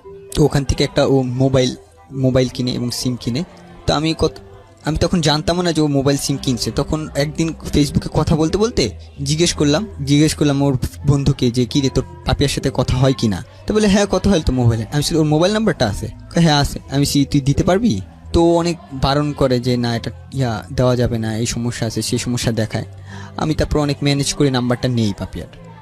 তো পাপিয়ার নাম্বার আমি নেওয়ার পরে আমি ওকে ফোন দিতে পারছি না, ভয় পাচ্ছি যে ও আমার ফোনটা ধরবে কিনা, বা ধরলে বলে দিবে। কারণ ওখানে একটা নিয়ম ছিল যে ভিতরে কোনো ছেলে বা মেয়ে কখনো রিলেশন করতে পারবে না। তুমি বাইরে রিলেশন করো তাতে প্রবলেম নাই তাদের, বাট ভিতরে কোনো মেয়ে বা ছেলে রিলেশন করতে পারবে না। সেই জন্য আমি ওকে ভয় পাইতাম যে ওকে কীরকম আমি প্রথম কথা বলবো ওর সাথে, ও যদি পরে ভিতরে বলে দেয়, যারা দেখাশোনা করে তাই বলে দেয়, তাহলে তো আমার প্রবলেম হয়ে যাবে আমাকে। তো এখনও ওখান থেকে হেল্প করছে, তো প্রবলেম। আমি ফোন দিই না, অনেক দিন ধরে নাম্বার রেখে দিয়েছি। তো একদিন কিছু না ভেবে ফোন দিলাম, আননোন নাম্বারে ফোন দিলাম। এভাবে কিছুক্ষণ কথা বললাম, ওর দেখে আমার সাথে খুব ভালোভাবে কথা বললো। তারপর আমি আবার বন্ধ করে দিয়ে দিলাম। নিজেকেই বুঝলাম যে না, এটা ঠিক না, এটা মনে হয় আমি ভুল করছি। ঠিক না কেন বলছেন? মানে আপনাদের এই যেহেতু নিয়ম আছে, আশ্রমের ভিতরে নিয়ম আছে যে ছেলে মেয়েদের মধ্যে কখনো কোনো সম্পর্ক হতে পারবে না। না, সে আমি আপনাদের বলুন। তারপর তো আমি খুব ভয় পাইতাম, তো পরিচয় দিতে চাইতাম না, আননোন নাম্বারে কথা বলতাম। দেখি প্রথম কথা বলার পর ও সামান্য অল্প কিছু কথা বলে, বাট ভালো মিশুক। তা আস্তে আস্তে এভাবে কথা বলি, আননোন নাম্বারে কথা বলি। এরকম করে 3 মাস চলে যায় যে আমি আননোন নাম্বারে কথা বলতেছি। তো একদিন ও দেখা করতে চায়, ও যেহেতু কলেজে ভর্তি হয়েছে, তো এখন একা একা চলাফেরা করতে হবে। ও বলছে যে আচ্ছা ঠিক আছে, আমার কলেজ আছে, কলেজ শেষে আপনি দেখা করতে পারবেন কিনা। মানে 6 এ পরিচয় হলো ওর, কিন্তু কলেজ পর্যন্ত এটা কন্টিনিউ হয়েছে, এই আননোন নাম্বারে কথা বলা, অন অ্যান্ড অফ, লম্বা সময় ধরে। তার মানে আপনার দিক থেকে ভালো লাগার ব্যাপারটা তো অনেক আগে থেকেই ছিল, কিন্তু ওর জায়গাটা থেকেও ভালো লাগাটা কি ততদিনে কি প্রেম পর্যায়ে চলে গেছে নাকি জাস্ট? ও আমাকে কখনোই আমাকে দেখার আগ পর্যন্ত ভালোবাসেনি। আচ্ছা ঠিক আছে, জাস্ট আননোন নাম্বারে কথা বলতো। তো আমাকে দেখা করতে চায়, তো আমি ভয়ে ভয়ে দেখা করি যে আমাকে ভিতরে কি দেখছে কিনা। ও দেখলে তো যদি বলে দেয় ভিতরে, আমার হেল্প বন্ধ করে দিবে। তো দেখা যায় যে আমরা দেখা করি ওর কলেজ শেষে। আমি নরসিংদী থেকে আগের দিন আসি, ক্লাস মিস দিয়ে আসি ওর সাথে দেখা করতে। ও তখন কলেজে পড়ে, আমি তখন লাস্ট সেমিস্টার চলে আসছি। যখন কলেজ পড়ে তখন আমি লাস্ট সেমিস্টার। তো দেখা করতে আসি, দেখি প্রথম দিনও আমাকে চিনতে পারেনি যে আমি যেটা বলছি সেটাই বিশ্বাস করছে। প্রথম দিন চিনতে পারেনি। এভাবে করে কথা বলতেছি, দেখা করতেছি, মাঝে মাঝে দেখা করতেছি। তো আমি ও কি করলাম যে নরসিংদীতে না থেকে আমি একবার ঢাকায় চলে আসছি।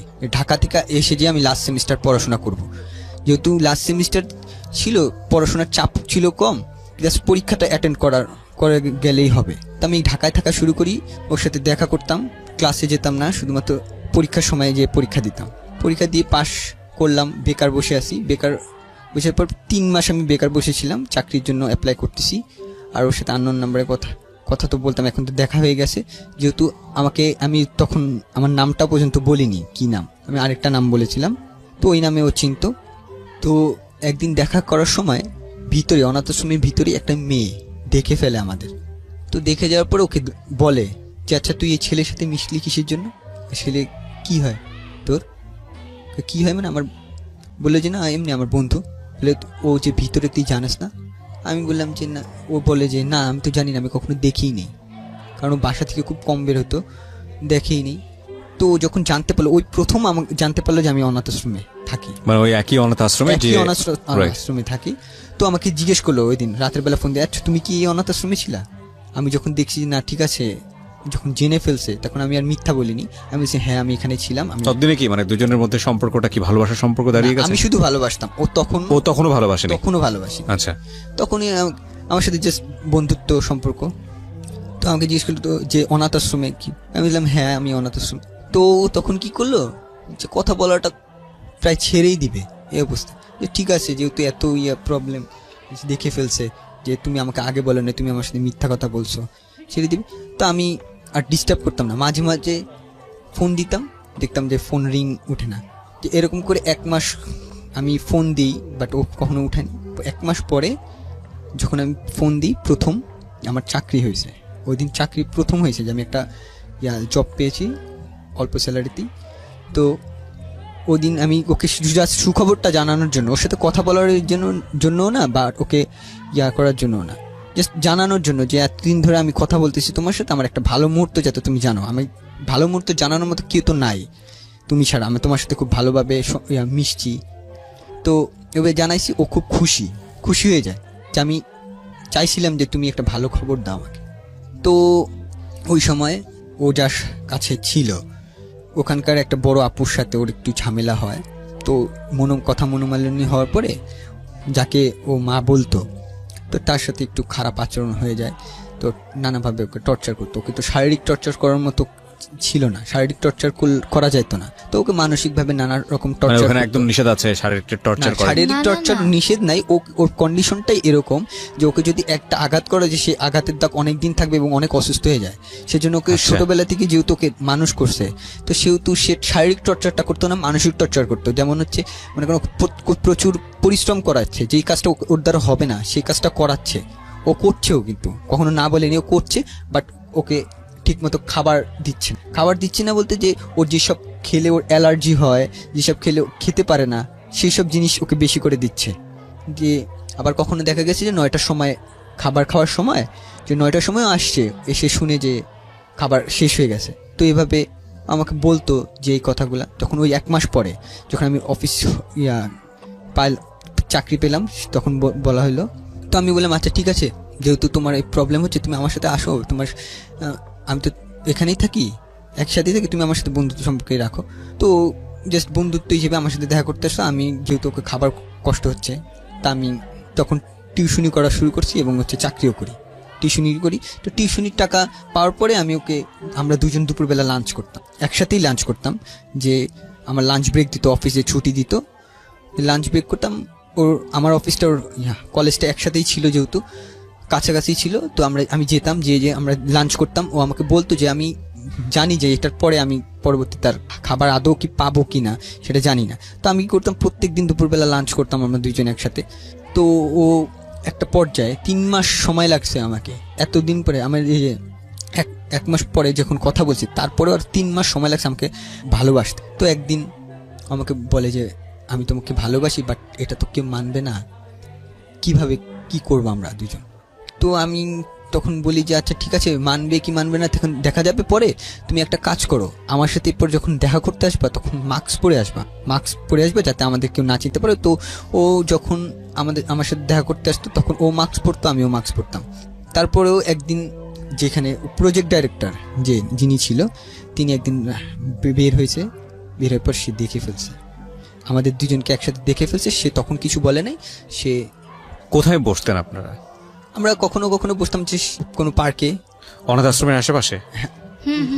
অনাথ আশ্রমের পিছনে একটা মাঠ ছিল, আচ্ছা। সেই মাঠে কখনো বসতাম, আর কখনো যেতাম দূরে। একদিন এরকম করে রিক্সায় যেতে গিয়ে দেখে ফেলছে, তখন ওকে জানানো হয়নি, কিছুই জানি না, ও নর্মালি বাসায়। তখন দেখছি যে এমনিতে তো টর্চার হতো, মানুষের টর্চার, ওই সময় টর্চারটা আরো বেশি মাত্রায় বেড়ে যায় ওর প্রতি।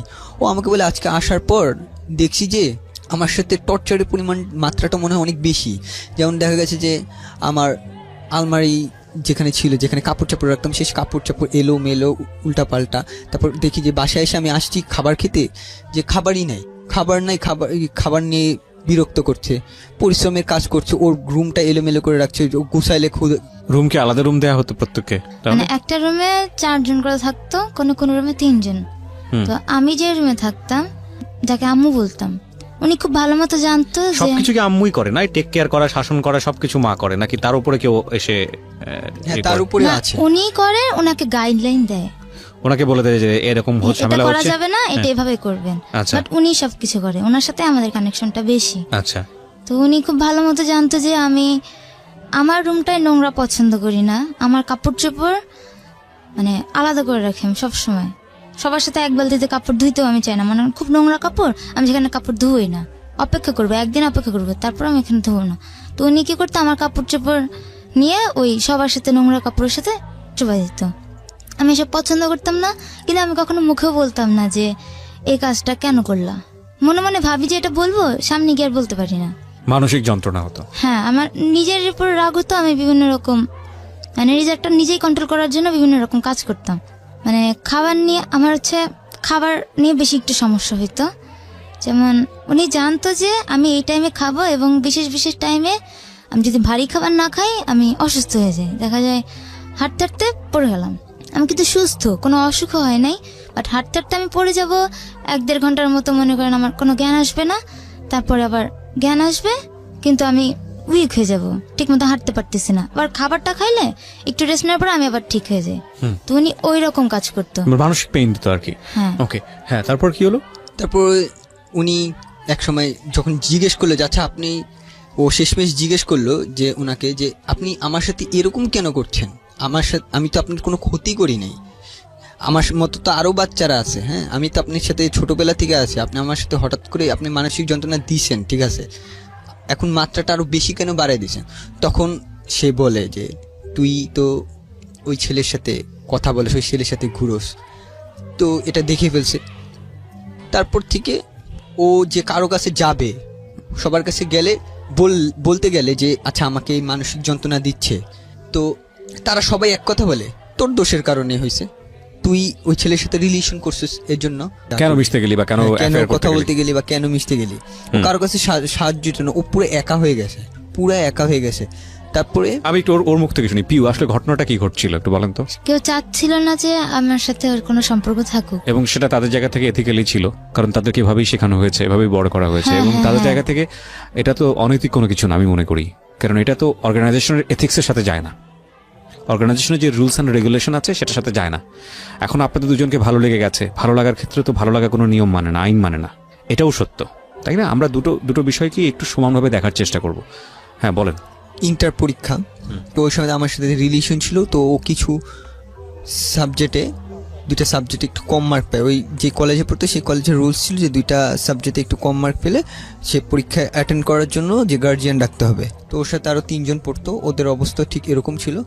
তো দেখা গেল যে ওই 3 জন সুযোগ পেয়ে গেছে, হ্যাঁ একটু কম মার্ক পাওয়ার জন্য ওদের জন্য গার্জিয়ান গেছে, যে একই গার্জিয়ানই তো সবার জন্য একই গার্জিয়ান, যেহেতু ওরা গেছে যে ওই 3 জনকে পরীক্ষা দেওয়ার জন্য সুযোগ করে দিছে, বাট ওরটা করে না, ওরটা সেই সুযোগটা দেয় না। ও অনেক কান্নাকাটি করে যে আচ্ছা আমাকে এই সুযোগটা দেন, আমি ভালো করব, আমি পারবো, আমি পরীক্ষা দিব।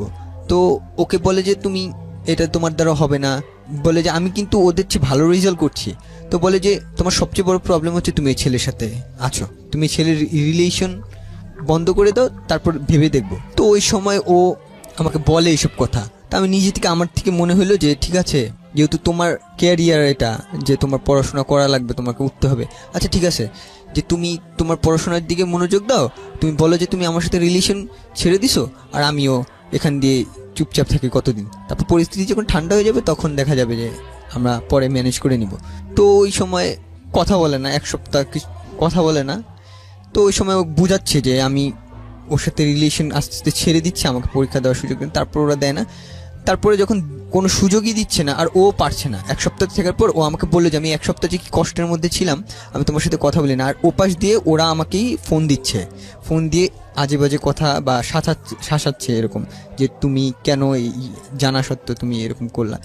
আমি ভয়ে ফোন ধরতাম না, ওরও ফোন ধরতাম না। ওই সময় প্রবলেম হয়ে গেছে, ওরও আমারও প্রবলেম হয়ে গেছে, যেহেতু সবাই জেনে গেছে বিষয়টা। সো আমার সামনে যিনি রয়েছে তার সঙ্গে একটু পরিচিত হই। আপনার নামটা একটু বলেন। যে আমার নাম আবু কাউসার। আবু কাউসার। এবং আপনার সাথে একজন আছেন, তিনি আপনার মা। জি। ওনার নামটা একটু আপনি বলেন, আপনার নামটা একটু বলেন আন্টি। আমার নাম আম্বিয়া খাতুন। আম্বিয়া খাতুন। জি, আম্বিয়া খাতুন হচ্ছে মা, এবং আমাদের এখানে কি যেন বলছেন, আবু কাউসার। কাউসার। মা এবং ছেলে মিলে আজকে জীবন গল্প বলতে এসেছেন।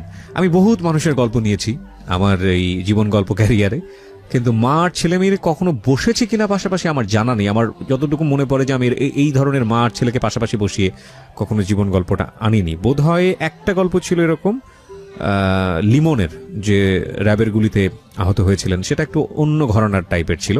কিন্তু আজকে একটু অন্য গল্প, অন্যরকম গল্প আপনাদের সামনে আমি উপস্থাপন করতে যাচ্ছি। তো কাউসার, আপনি শুরু করেন যেখান থেকে মনে আছে আপনারই জীবন গল্প, সেখানে একটা পার্টে আপনার মা আসবে, আমরা যতদূর জানি। হ্যাঁ। তখন স্যার আমি যখন প্রতিবন্ধীটা যেটা হই, আমার নানুর ছিল অন্ধ, যেমন নানু ছিল অন্ধ। মেন কাহিনিটা আমি যেটা শুনছি নানুর থেকে, আমার আব্বু আগের বিয়ে ছিল, একটা বউ ছিল, সেখানে আমার বাবার ছেলে ছিল, মেয়ে নেই, 7টা সন্তান, ছেলে সন্তান। তারপরে আমার আব্বু বামনবাড়ি এসে আমার নানা বাড়িতে স্থানীয় একটু থাকার জায়গা পাওয়ার পরে, তারপরে আমার মাকে বিয়ে করি। মানে সেকেন্ড বিয়ে ছিল জি আপনার? জি, সেকেন্ড বিয়ে। আমার মা 2 নম্বর বিয়ে ছিল। তখন আমার মাকে জানি না, সেটা আল্লাহ পাক, যেটা শোনা কথা আমার খালাম্মা থেকে শুনি আমার মাকে বিয়ে